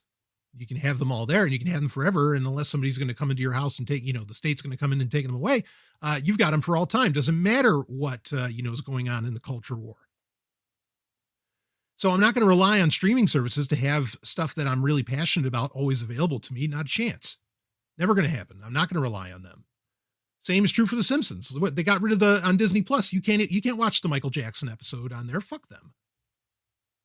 Now, so I do have a large collection of movies and TV shows, cartoons, all kinds of shit, that are digital files that I have on a hard drive. Key phrase there, on a hard drive. One hard drive. If I suddenly gave such a shit, okay, about 4K content, I would not have a hard drive. I would have my desk here in the studio is all told about 12 feet long or so. To have everything that I just have now on one 8 terabyte hard drive, as far as shows, movies, and all that, I'd probably have to fucking cover this entire desk with hard drives. No way. You can keep your 4K. 1080p is good enough. I can get 1080p, on a X265, right? We could use that as the compression or as the codec. And I can get a movie gorgeous with pretty good sound in a gigabyte, a full movie inside of a gigabyte. And you think I'm going to go 4K and it needs to be fucking 50 gig, even for the digital file off of the disc, with no special features whatsoever? Kiss my fucking ass. No way. It's not practical at all. 4K content, to own 4K content. I mean, yeah, you can buy the discs and that's still practical. And I think buying physical for movies and TV shows, certainly video games, if we lived in a different world, it'd be practical, but in the modern world, it's still practical to buy TV shows and movies on disc and all that. I'm very supportive of doing so. But there's no practical way for an individual to store 4K content outside of that. And folks, we've gotten used to, Apple's certainly been trying their level best forever to get you off of buying physical. They want, a piece of the pie of everything that you buy online and everything. And I think most people kind of have fallen for it. They've, I talk to most people, and the idea that I have Blu-rays or that I have physical discs of movies is alien to them. That wasn't true 20 years ago. Everybody had DVD collections of some kind 20 years ago. Or 15 years ago even, or whatever. Everybody did. It was totally normal. You walk into gas stations and buy these things. You don't generally walk into gas stations and see 4K movies sitting there. I'm not saying that there aren't, but in general, that doesn't occur anymore. Like that industry is kind of fallen away, and I'm not saying it's a good thing. And we had this conversation in a recent Classic Conversations episode that I put out for Sovryn Tech that you can check out. But point being, the simplest argument against 4K is just the raw amount of hard drives that you need. You'd have to run your own server farm to have even half a lifetime of 4K content saved. No, thanks. So it's impractical in that sense. And again, there's no difference. if you're in the right distance, and it's not even a matter of, oh, well, that's optimal or that. No, that's where you should be sitting so that you can appreciate what's actually fucking happening on the screen. There's no difference between 1080p and 4K. None. So I guess we should get into it. So basically torrenting 4K, I think is antithetical to torrenting, for one. And ultimately for, ownership of video files. It just doesn't make sense. Again, we would all be running our own server farms. And yeah, hard drives are getting better at holding more and more and more. But I mean, even a 16 terabyte, even a 32 terabyte, I mean, you're lucky. You're only going to be able to hold, it's not like going to be, hundreds of thousands of movies or anything like that. You're lucky if you're going to hold, 1,000 or so. It just doesn't make sense. But so let's get to it. What is the real reasons behind 4K? Why are you being told, ooh, 4K, go use your tax check to go buy a new 4K TV, blah, blah, blah, blah, blah. You need 4K. You are meaningless. You are nothing if you don't have 4K. That's basically what you're being told all the time, either by society or the TV itself. Okay, even though ironically the commercial is probably selling it to you is in like 720p, if you're lucky. But why are they doing this? 2 reasons, and we've talked about them before, but let's bring them up. Okay. So I hope, without even getting into these, because you could argue that they're somewhat theoretical. I don't think they are, but you could argue that. Okay. I hope everything that I just described to you explains why this technology is just horseshit. It's pure. It's all it is marketing horseshit. There is no appreciable difference for the consumer. None. I mean, again, even with Blu-ray, we can make arguments about, larger discs and all this different stuff. And, there's some arguments that like 1080p is the maximum picture that you can really take advantage of. Again, when you get within that 6 feet rule and the average size of a television screen. Okay. When you do that math, that's where it tops out. So an argument could be made for Blu-rays, but really DVDs are still just as legitimate today as they were 20 years ago. Okay. So I hope we explained our position here. And I think that very easily just puts the nail in the coffin on 4K, that it is a bullshit tech. So what's it really about? Here's what it's about. It's about kind of how we started this conversation, that you have a lot of tech companies from Samsung to whoever, that they got very used to very rapid developments that occurred during what I call the DVD revolution. And because there were genuine advantages for the consumer, they didn't have to market it too much, and the consumer just bought in because it was actually great for the consumer. It's consumer facing, as they say. They got used to those profits. And when they tried to, okay, let's come up with the next technology, right? And you had the big battle between HD, DVD, and Blu-ray. That was the battle for 1080p. You could almost call it that. When that happened, and it was almost ambivalent. Basically, what put it over the top was the PlayStation 3, because it was also a Blu-ray player, and people kind of bought into it. But then there wasn't the same excitement around, because it wasn't as much of a quantum leap as DVD was from VHS. Then in much shorter order, they felt like, okay, we've got to come out with the next thing. We've got to come out with the next thing too. And it was all just to continually reap in these same profits, but they were trying to reap in profits similarly to like how Netflix is trying to sell you 4K and charge you more for it, but it's actually worse than 1080p at home on disc. Same idea here. They want the same profits, but without actually coming up with something that is game changing, like DVD was compared to VHS. So there's that. The other part to it comes down to Comcast. That is that if you get used to and hooked on 4K, the amount of data usage via whatever internet connection you happen to have, whether it's your phone, ISP, whatever, okay? And the ISP, would be Comcast, and of course they offer phone service as well. But they want to be able to charge you and this is already happening and will happen more, they want to charge you per gigabyte. If you get, sucked into 4K, how high do you think your internet's bill is going to be just to watch a fucking TV show in a month? Exactly. Through the roof. The companies that offer you a data connection would love for you to be on 4K. They'd love for you to be on 4K because also it makes an argument for 5G, right? To have that more consistent stream of content. Okay. But all of that is to charge you more. But again, you're either getting something no different or arguably you're getting something far less than what you could have if you just went out and bought the Blu-ray for $10 and you could have it forever. And you don't have to stream it at all. You don't have to worry about the data connection at all. And you don't have to fall into a subscription service at all.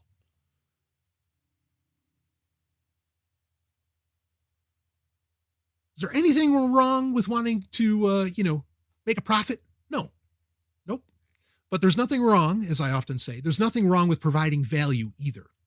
And I would argue the real way to make profit, to make amazing profits, kind of like what happened during the DVD revolution, is to offer value. There's no value here. Not really. It's all a marketing trick. There's no value. Value is not a dirty word. Profit's not a dirty word, but they work best together.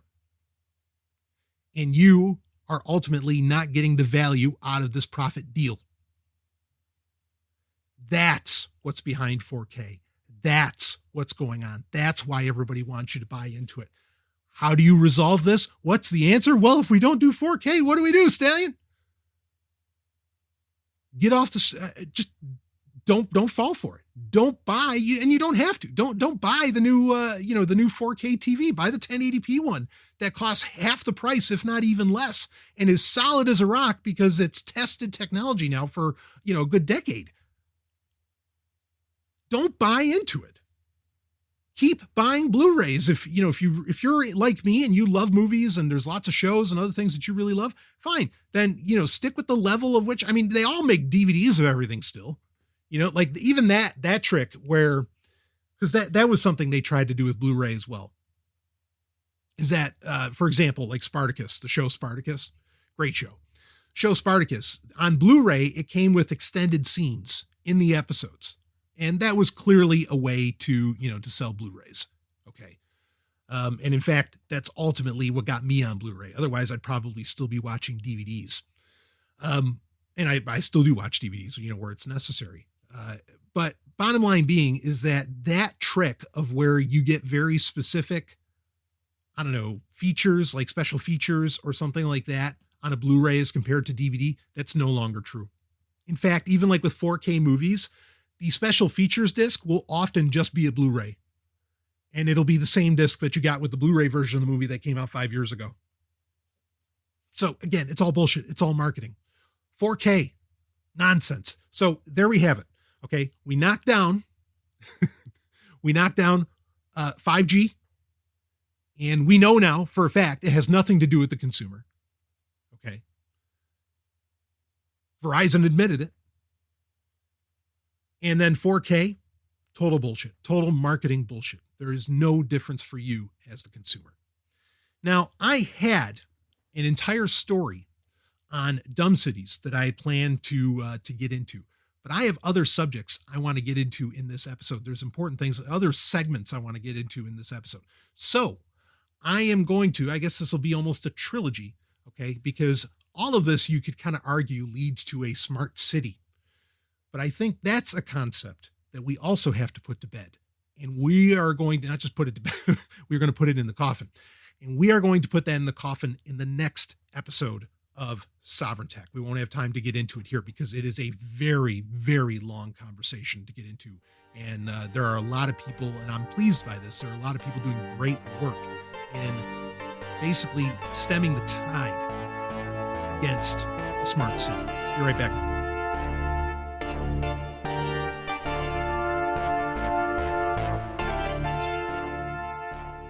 High above an extinct Japanese volcano, 4 heavily armored black helicopters spin through the sky in a dance of death.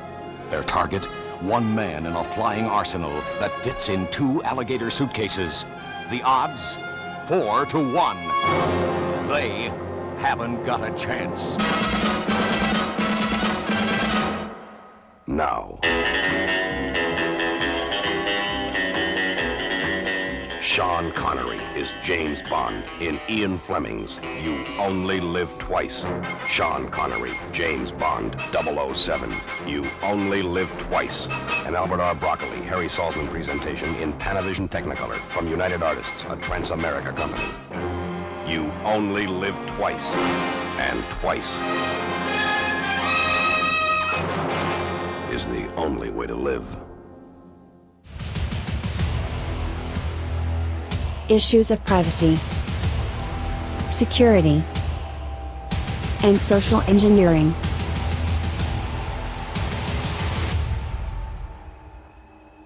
It's HackSec.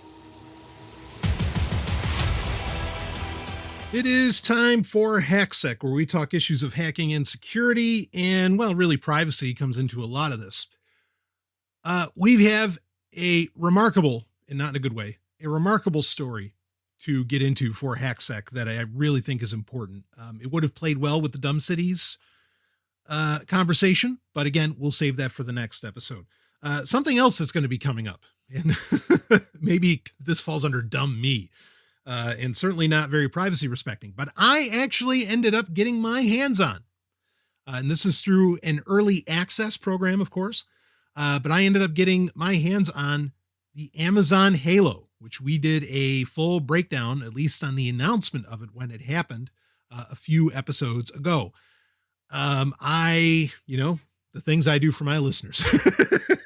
I actually asked in the Telegram group, I was like, okay, do you guys think I should end up getting one of these? Amazon said I could get one. Should I get one? I don't know why Amazon's being so kind to me these days. Maybe because they want, I don't know, it can't be hush money. But anyway, I do have one. And I will do a review. Whether or not I'm going to keep it, that's a whole other conversation. But I will certainly do a review of it. And, we're going to see it's funny. In fact, I shared this when it came in. I shared this in the Sovereign Tech Telegram group as well. By the way, if you want to join that, link is in the show notes. You can't miss it. Because like when I opened the book on it, when I was opening the box, the book even said, because when we talked about it, if you remember, I was like, this is so much. I even played clips from Demolition Man, where Stallone was like swearing at the machine and it was fining him for saying a swear word and everything. In the booklet, at the end of the little booklet to get you quick started with the Amazon Halo, it actually says, be well, just like they did in San Angeles in Demolition Man. I was like, fuck, it's almost like they're in on the joke. Like they know what they're doing. Well, anyway, we'll review it. We'll get into it. And I'm sure it's going to be an interesting conversation. It's already been an interesting conversation, just in the house. But anyway, let us move on, because we're not here to talk about Amazon right this second. We are going to talk about Google. And this is a story. It was actually shared by a tremendous Sovereign Tech listener in the Telegram group, actually a couple of weeks ago, or about a week ago, I guess, because it's from October 31st, 2020, by Business Insider from Chris Stokel Walker. Here's the headline: what it's like to get locked out of Google indefinitely. Now, I'm going to read through some of this, and I am highlighting this here because we have said many times, what happens when you are constantly signing into everything with Google? What happens when all of the services you use are basically Google? And I mean, we're talking everything from Maps to Docs to Gmail to, Hangouts, whatever at the time. I mean, whatever. What happens when you lose access to all that? And, could that even happen? Guess what? Because a lot of people, hey, like I said, I admitted it earlier. I used to be a Google fanboy. I'm still, I think Chromebooks are a very interesting platform. I've been very bullish on them for a while. They're certainly a secure platform as far as, laptops and desktop computers go, relatively in those realms. But I had a lot of people, who have given me shit over the years about this, saying, oh, Google would never do that. They'd never just like wipe out an entire person's account and make them lose access to everything. Contraire. Again, from October 31st, 2020. Let's do it. When he received the notification from Google, he couldn't quite believe it. Clareth, I think I'm pronouncing that right, Claroth, maybe, a game developer who asked not to use his real name. Okay, so Clareth, that's why I've never heard that before. Not a real name. Moving on, or maybe it is, but I just didn't know it. Woke up to see a message that all his Google accounts were disabled due to, quote, serious violation of Google policies, end quote. His first reaction was that something must have malfunctioned on his phone. Then he went to his computer and opened up Chrome, Google's internet browser. He was signed out. He tried to access Gmail, his main email account, which was also locked. Quote, everything was disconnected, end quote, he told Business Insider. Claroth had some options he could pursue. One was the option to try and recover his Google data, which gave him hope. But he didn't go too far into the process because there was also an option to appeal the ban. He sent in an appeal. He received a response the next day. Now, took until the next day. Stallion breaking in on that. I mean, I can tell you, at least as far as my work account goes, with certain clients, if I was out of pocket for 24 hours, I mean, that just can't happen. You can't do that. Now, the problem there isn't necessarily with Google. The problem is that civilization has gotten used to instantaneous response and all this other, kind of crap that the interconnected world has brought on. That's the real problem as far as that goes. And I'm not going to necessarily blame Google for that other than that they empowered it. But, okay, because normally, speaking of decades ago, if you didn't hear from somebody for, a day or even 5 days or something like that, not that odd. Okay, well, I'm sure they'll get to it. It's not that pressing. But today, no. If you don't get a response in 5 minutes, let alone 5 days, if you don't get it in 5 minutes, what is going on? Is my, representative or whatever, not working for me? Or blah, blah. I mean, it's just a fucking mess. Moving on. He received a response the next day. Google had determined he had broken their terms of service, though they didn't explain exactly what had happened, and his account wouldn't be reinstated. So they said, no, we can't reinstate you. Google has been approached for comment on this story. And they have not responded, by the way, and this came out on October 31st. Keeping going. Claroth is one of a number of people who have seen their accounts suspended in the last few days and weeks. In response to a tweet explaining his fear at being locked out of his Google account after 15 years of use, others have posted about the impact of being barred from the company that runs most of the services we use in our day-to-day lives. Quote, I've been using a Google account for personal and work purposes for years now. It had loads of various types of data in there, end quote, said Stephen Roffley, a software developer from Birkenhead, United Kingdom. Quote, one day when I went to use it, I found I couldn't log in, end quote.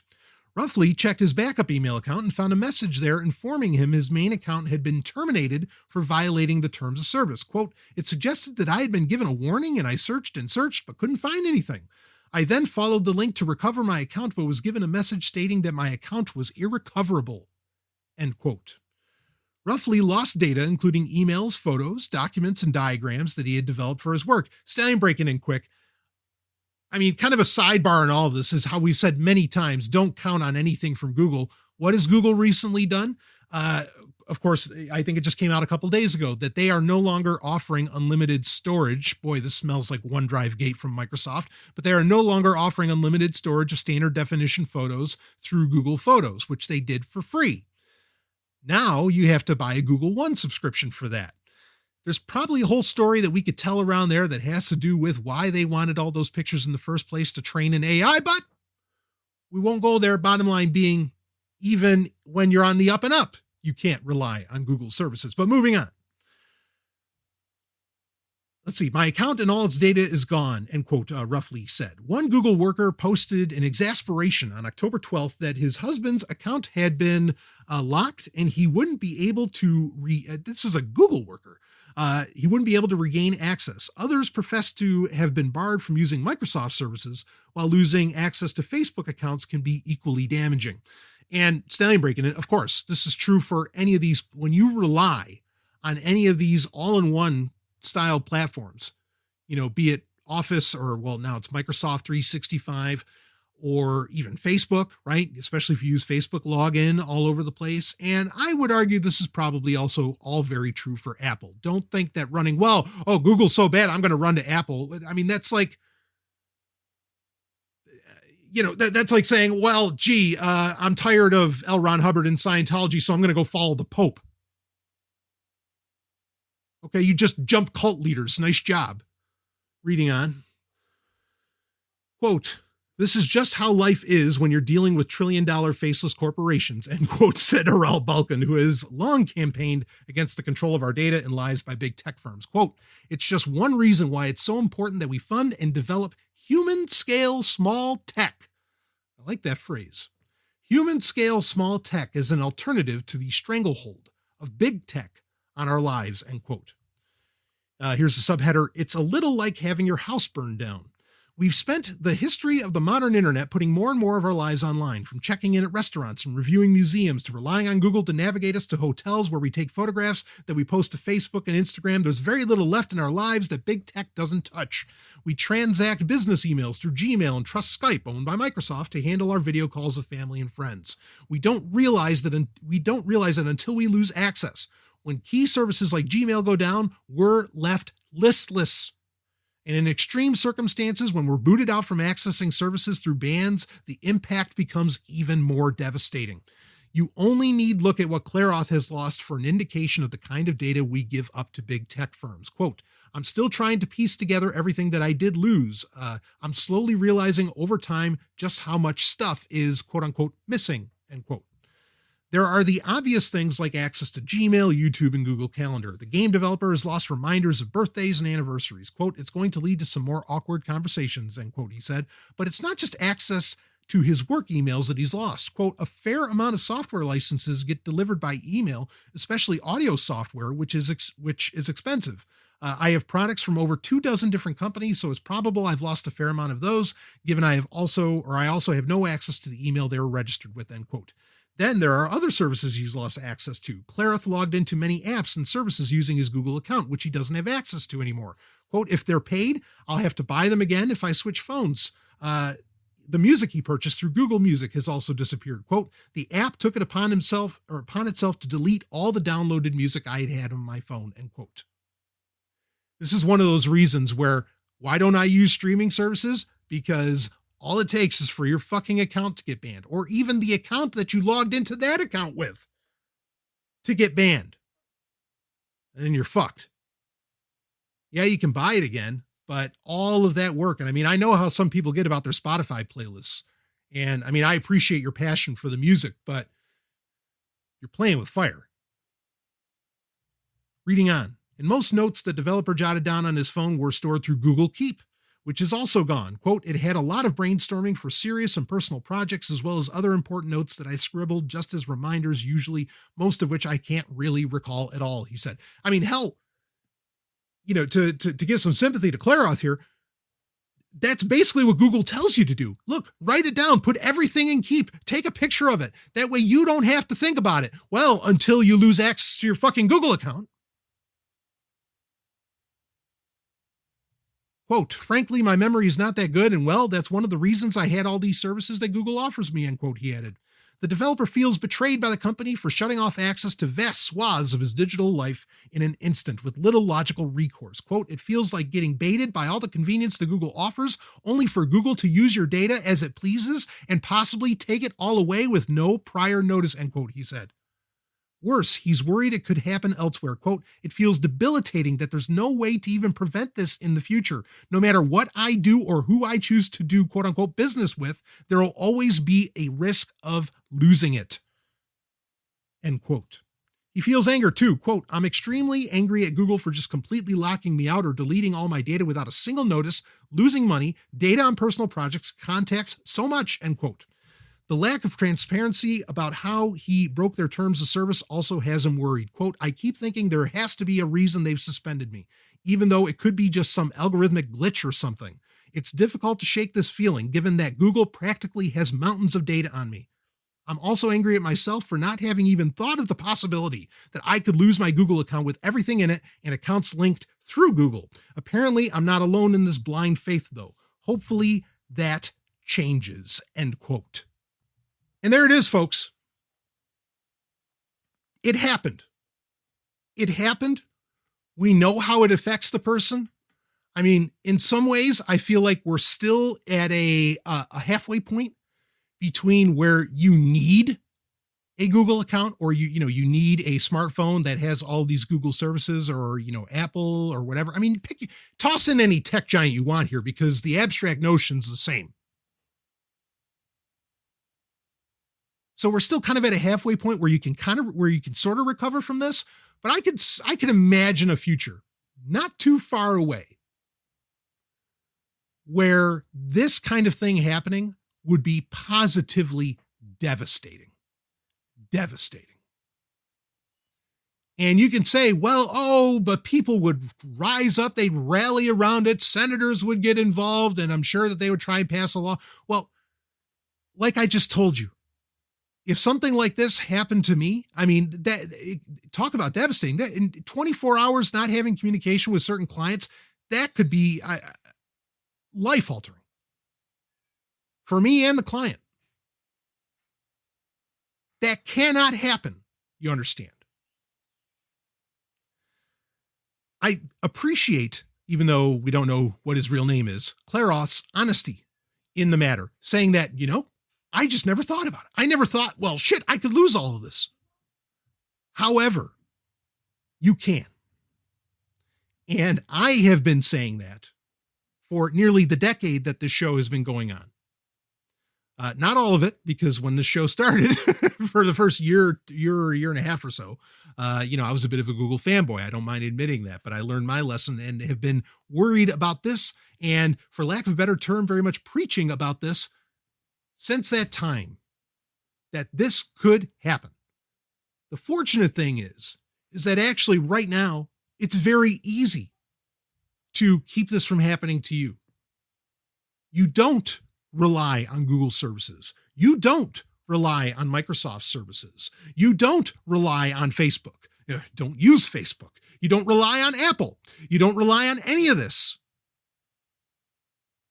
Don't rely on Amazon either. I'm watching you. No, they are, not me. I'm not that kind of freak. They are.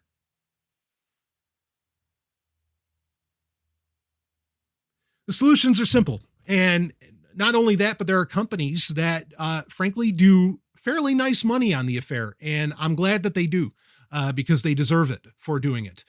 You can set up your own little cloud at home. You can set up a NAS that, because you can, a lot of people I think would hear this and they would say, well, yeah, but ultimately it all comes down to the ISP. I mean, if the ISP blocks you, you're totally fucked. No.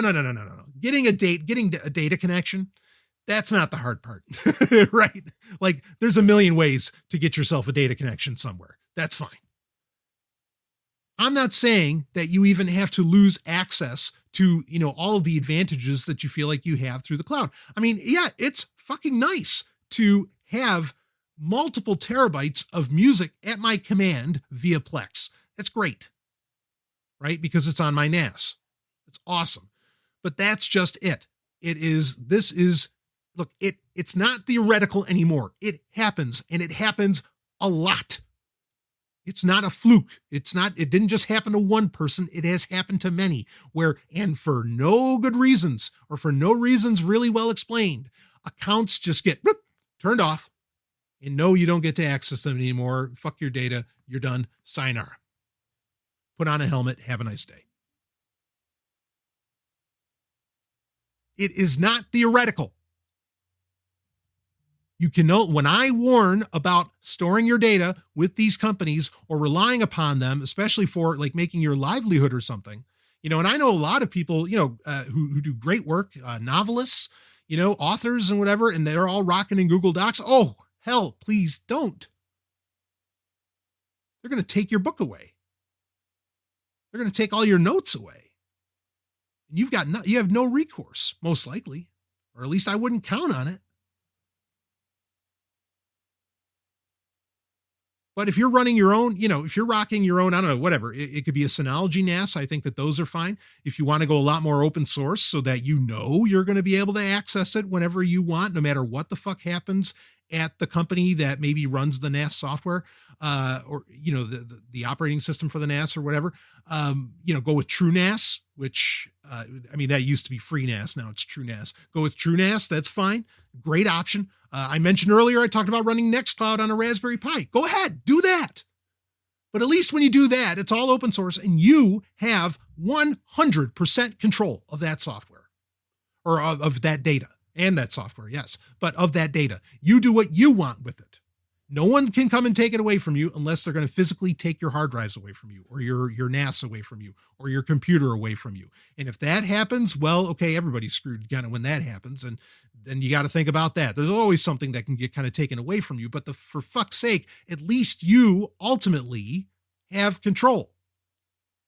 And it's not an arbitrary affair like it is when you're counting on Microsoft and Google and Apple and whoever else to somehow take care of your data. Fuck them.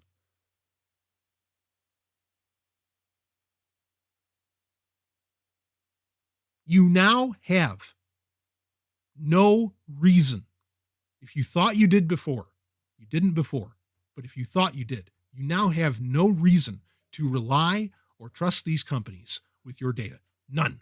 Just like in the past year, when there have been multiple occasions where Windows 10 updates had deleted user data off of their laptop or whatever their main machine was.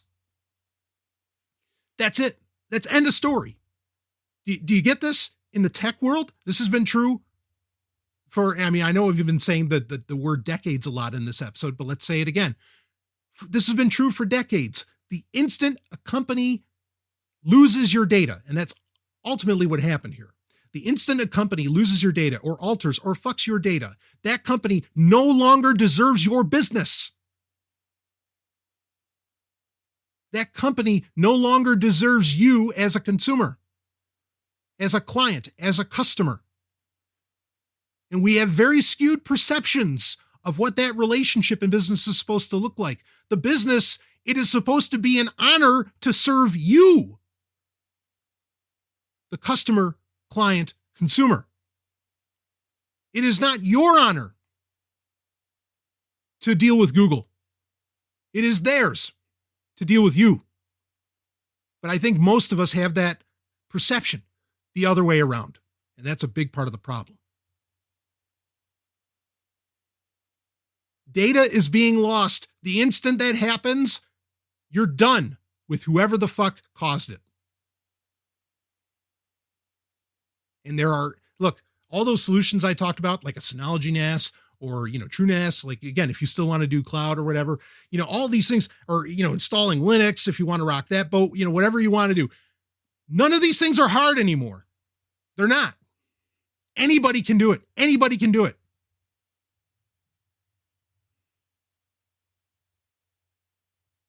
Stop making excuses. Take control of your shit. Don't trust these companies for anything. I'll be right back with more Sovryn Tech, and I promise we will have some fun. Woo!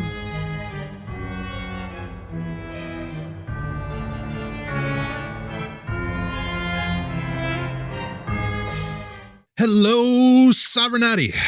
As you know, Sovryn Tech proudly no longer puts content behind a paywall and makes thousands of hours and episodes available to you totally for free.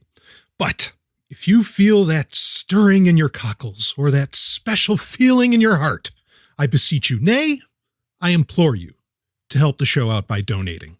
Frequenting our sponsors is key, but donations from listeners like you has always made this show go round and round. You can go to sovryntech.com to set up an automatic monthly donation, or you can donate via the Bitcoin address in the show notes. And now you can even donate with the Cash app at cash.app and use the money tag Sovryn Tech. So many ways to help out the show, and I'm honored by all of it, allowing us to build and be the future. Now, let's get back to the show.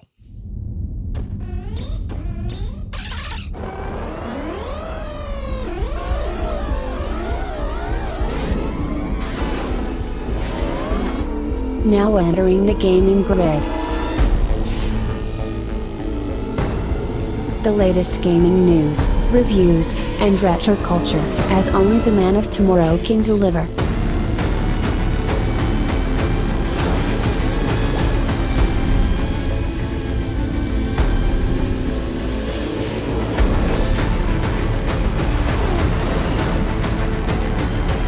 And here's your host, Brian Sovryn. Woo, time for the gaming grid, because baby, we can't end on that note. I don't like to end in a fit of depression, even though I don't think it's depressing. I think it's liberating your data, liberating yourself, because there's no difference. I mean, your digital life and your meat space life are so intertwined now. You can't lose the other. Not today. I mean, unless you want to go out and live in the woods, which my blessings. I mean, absolutely my blessings, baby. You go. I will see you soon. You understand? Anyway, in this episode, I really wanted, during the climax, which we're not going to get to, I wanted to do I wanted to have a conversation about Sean Connery. One of my favorite actors, played many a part of characters that I consider absolute heroes. And that's to say nothing of who Sean Connery was in his personal life. That's a whole other story. And I will separate the art from the artist in this case.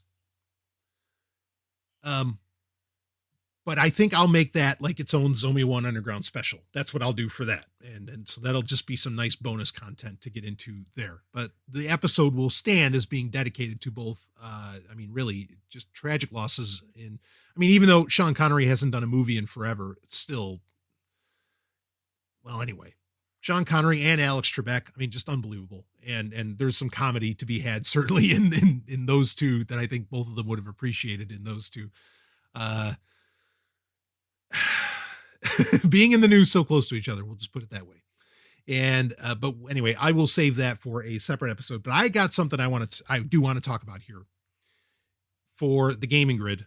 And that is because, like I had teased, and I want to live up to the tease and round it out in this episode, I have the newest console on the block.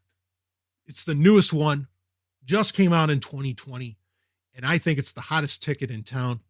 I'm so excited about this.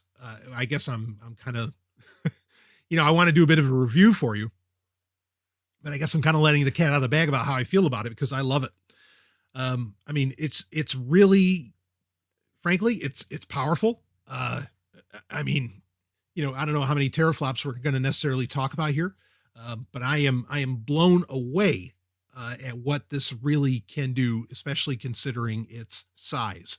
So the newest video game console to get released in the world. I have it, picked mine up from Best Buy on there's a conversation to have around getting it at Best Buy as well. And we will get into that. But I did get it, pre-ordering it isn't exactly the right word, but regardless, I got it on November 13th, the release day. That's release day for it. And I went to Best Buy. You were able to, even though I ordered it online, they allowed for local curbside pickup. I did that, and I've got it. And the console is, I know you're waiting for this. The console is the Game & Watch Nintendo Mario 35th Anniversary Edition. I know. Obviously, I was playing that up, that it was the PlayStation 5 or, the new Xbox. I have no interest in either of those systems. They don't do anything for me. No, thank you. But longtime Sovereign Tech listeners know how much I love these retro consoles. This really is a gorgeous little device. They net around $50 if you can get your hands on one. Amazingly, you are able to get your hands on one. These are a handheld. Link is in the show notes if you want to check out more about it. I actually put a link in the show notes that tells you about all the unlockable things you can do with it as well. We might talk about that a little bit. But regardless, so a lot of people don't realize this, is that Nintendo was in the video game business before the Nintendo Entertainment System was a thing. They had handhelds called Game & Watch, which had this little character who you can actually play in certain Super Smash Brothers games. They were little LCD screen, kind of like Tiger Electronics games. And they were fun. They're cool. You can actually get the collections of them. On the Nintendo DS, they came out with a couple different collections of Game & Watch. And so this is one that is, and actually after the Nintendo Entertainment, after the NES came out, Nintendo would release like LCD versions. They actually looked like Nintendo DS's, 20, 30 years before there was a DS, or I guess 20, like for Legend of Zelda. And I think there was a Mario one. There's a bunch of different ones. Anyway, so this looks like a classic Game & Watch. Now they call it Game & Watch because it is a little handheld system. Again, this is before they did the Game Boy. Okay. It was just a little LCD thing, but it would have a game on it. And there was a bunch of different Game & Watch games, what I think they call him Mr. Game & Watch now, the character. That you could get different ones, collect all the different ones. But it would have a game on it, and like a juggling game or like flipping, I don't know, pancakes or whatever. Anyway, it'd have that game, and then it would have a mode where it could be a watch, because that way it was useful to you, right? A kid could keep it, or an adult even in Japan could keep it in their pocket, and they could pull it out to see the time, or they could play a game. Useful, for the 1980s or late 70s, early 80s, useful to most people. I think they would have found that to be rather amazing. So that's why they call it Game & Watch. Now this is, again, for the 35th anniversary of Mario, which has been being celebrated in 2020 in varying ways, right? We had the Mario 3D All-Stars get released, other announcements that have come out. We talked about all of those in a Zomi 1 Underground special, where we celebrated Mario's 35th anniversary also. And I had mentioned that this is one of the products that I was very excited for and that I was looking forward to getting my hands on. So this is obviously not just yes, it has an LCD screen on it, but it's not like the old, Tiger Electronics type. This is, the best thing I could compare it to, it looks like the Game Boy Micro, if you remember those, where it was the Game Boy Advance, but it didn't have it didn't have the flip screen like the Game Boy Advance SP, but it was just a little one. It has the Famicom colors, so it's red and gold. And all it has on it is the original Super Mario Brothers for the NES, or, for the NES. And it does have Super Mario Brothers Lost Levels, or what was Super Mario Brothers 2 in Japan. And it also has a version of Game & Watch juggling, but it has Mario in place of Mr. Game & Watch. And it does have a clock on it. And the clock is really nice. Like, it actually changes background tone, like the colors, by time of day. If it's at night, it's a little darker and all this, and Mario's jumping around and breaking blocks and everything. And it's, it's kind of like a glorified, it's a screensaver of a type. If you leave it plugged in, and it uses USB-C, I got to give Nintendo credit for that. I didn't expect that. That's nice. Of course, I'm sure they thought, well, people could use their Switch charger to charge this thing. Yeah, maybe they thought that way. I don't know. But anyway, if you have it charging, the clock will stay on the whole time. You could turn it off too, but while it's charging, if you switch it to timer and it's not plugged in, the screen will turn off after a certain amount of time. But otherwise, you could just leave it as a very nice animated clock, sitting on your desk if you really wanted to.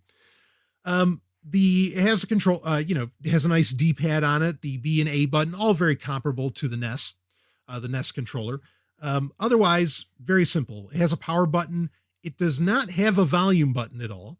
You have to control volume and brightness within the game. There's 3 buttons. There's the button for game, which lets you select the game, time, which sets it to the clock, and then pause and set, which lets you either pause the game.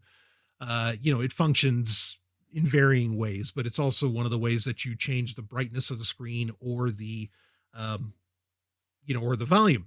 Now, the only real negative I have for this thing is that, and the sound that comes out of it is fine. Like, it just has a little speaker on the left-hand side of it, but it doesn't have a headphone jack, and there's plenty of room. It's not that slim. This is small, only a few inches by a few inches, even smaller than a 3DS by a long shot. I really wish it had a headphone jack. That part's kind of disappointing to me, but that's the only feature that in any way I feel like I'm missing. The screen is small, but very sharp. I mean, it's just a couple inches by, an inch and a half or so. I mean, very, very basic stuff. It could have been interesting if they put the deluxe version of Super Mario Brothers from the Game Boy Color on this, but I know everybody feels that game's a bit of a challenge because you don't see everything happening on the screen. I'm not complaining about that. And is it kind of crazy to spend $50 to play two games that are available in a million other ways, even on the Nintendo Switch or wherever? You could make that argument. This is not like a necessity. There's nothing about it, even the Game & Watch game on it, the juggling game. None of this is a necessity. This is purely for fun. But here's the rub. And my argument for really owning one of these. One is that to this day, 35 years later, it hasn't been that long, almost that long, but over 30 years later, let's say it that way. I still play the original Super Mario Brothers over and over and over again. It's very much a comfort food game for me. Basically, when I don't want to think about things, I mean, I can just pop on Super Mario Brothers and I just play it by reflex, and it feels good to do so. So this is something that I would just pick up because it just instantly goes into Mario Brothers. Great. That's awesome. I will say, so it does do the 8-bit version of Lost Levels, which not everybody's used to because most people in America anyway played Lost Levels in Super Mario All-Stars for the Super Nintendo, which was a 16-bit retrofit. So that's nice. And I will say this is, if I were to give this any kind of like compliment or like really like practical compliment, this is definitely, I think, the best way to play Lost Levels. I know you can play it on Switch Online, but it's also online and you have to have an internet connection to do so. Just again, it's a bit of a stretch, I know, but that's like the one thing I could say if you really wanted a really like that reason. But $50, granted, in 1987 or 88 or whatever, if you wanted to buy Lost Levels or Super Mario Brothers 2, what it was originally Super Mario Brothers 2, you would have paid $50. So I guess you could kind of make that argument there, but that's stretching things.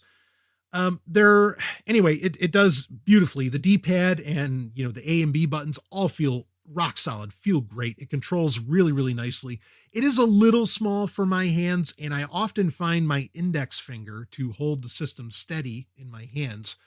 I often find my index finger covering the speaker. Just another situation where I really wish it had a headphone jack. There's no good reason that this shouldn't have had a headphone jack, but that's fine.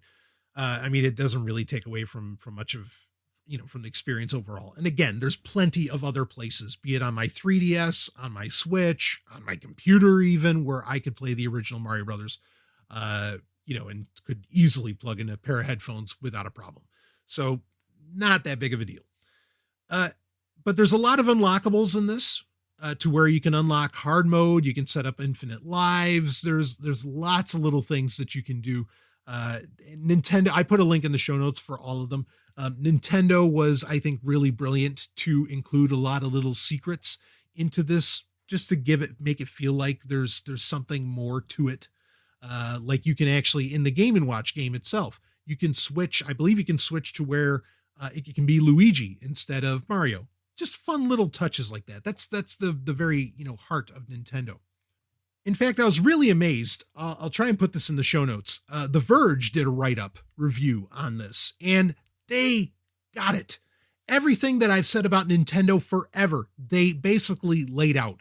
Like the headline for it here, for their review: Nintendo's new Game & Watch handheld proves the company goes its own way. Who needs next-gen consoles? And the whole article is basically saying what I've always said, is that Nintendo just doesn't care what the competition's doing. Most of the time. They just keep doing things their own way. All they care about is people having fun and all that. And that's the right attitude. And yeah, I think it's almost ironic. It's certainly ballsy for Nintendo to release a little handheld console within days of when, the new Xbox and the PlayStation 5 come out. It's a very Japanese way of giving those companies the finger, in my opinion. And I love it. I think it's, because they're so polite. But they're like, you know what? Fuck you. I just think it's so great. Not to be outdone. I mean, technically, Nintendo released a console, right? Sure, it's a little handheld jobber. It only has a couple games on it, but technically it's a console. Or 3 games, actually. I love it. I think it's so great. Now, the real, and when this first came out, we talked about this. The real reason that I got this, and normally I don't like to operate under these conditions where, okay, if you want X, you need to buy Y. I hate that. And there's a lot of game companies who try to operate that way. Next year, we are dealing with Zelda's, with Link's anniversary, okay, for the Zelda franchise. While this game is, it's hard for me to say to you, unless you're a Nintendo diehard, it's hard for me to say to you, yeah, you should go out and buy this. There's nothing wrong with it. Not really. And it's fun for what it is, and it's great. But I can imagine, there's so many people who bought like the NES, which are the NES Classic, which didn't cost much more than this.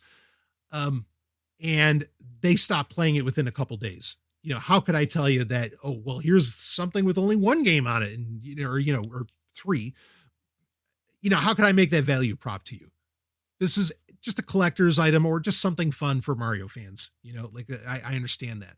However, there are other franchises with anniversaries coming up where their games getting put onto a, in a handheld package, in a Game & Watch package, like Mario did this year, would actually be there are a lot of very practical arguments to make for those. For example, and it's the easy one, Zelda.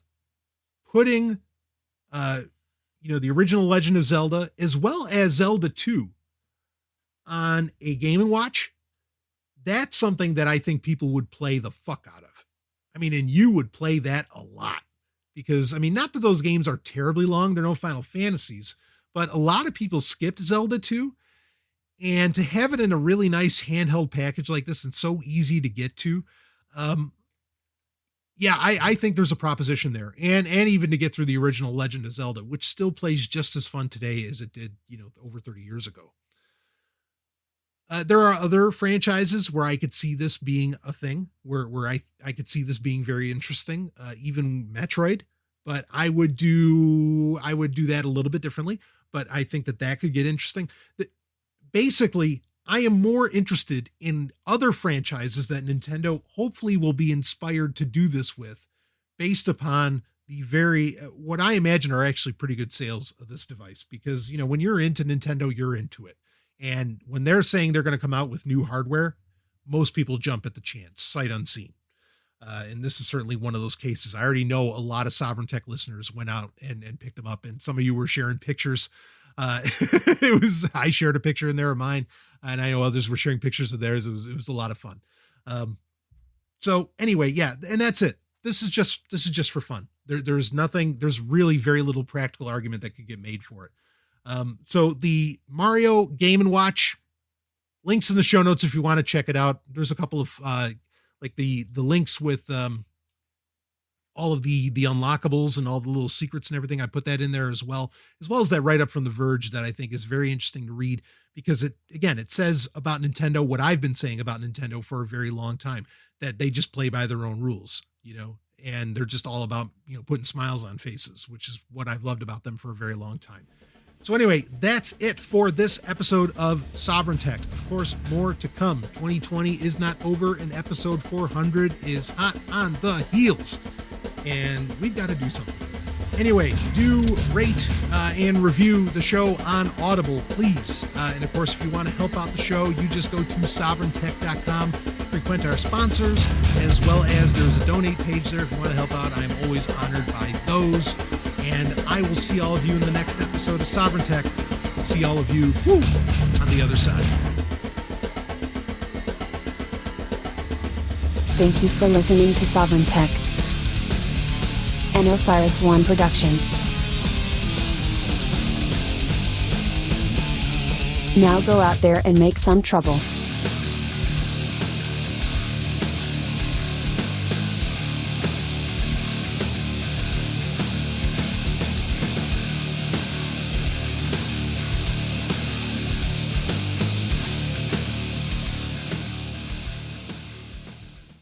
Because you know what they say, that the most dangerous man in the world is the man against the status quo. And so you know, that I am the most dangerous man. It is the goldest, the fucker. No zoonoids were harmed in the making of this podcast.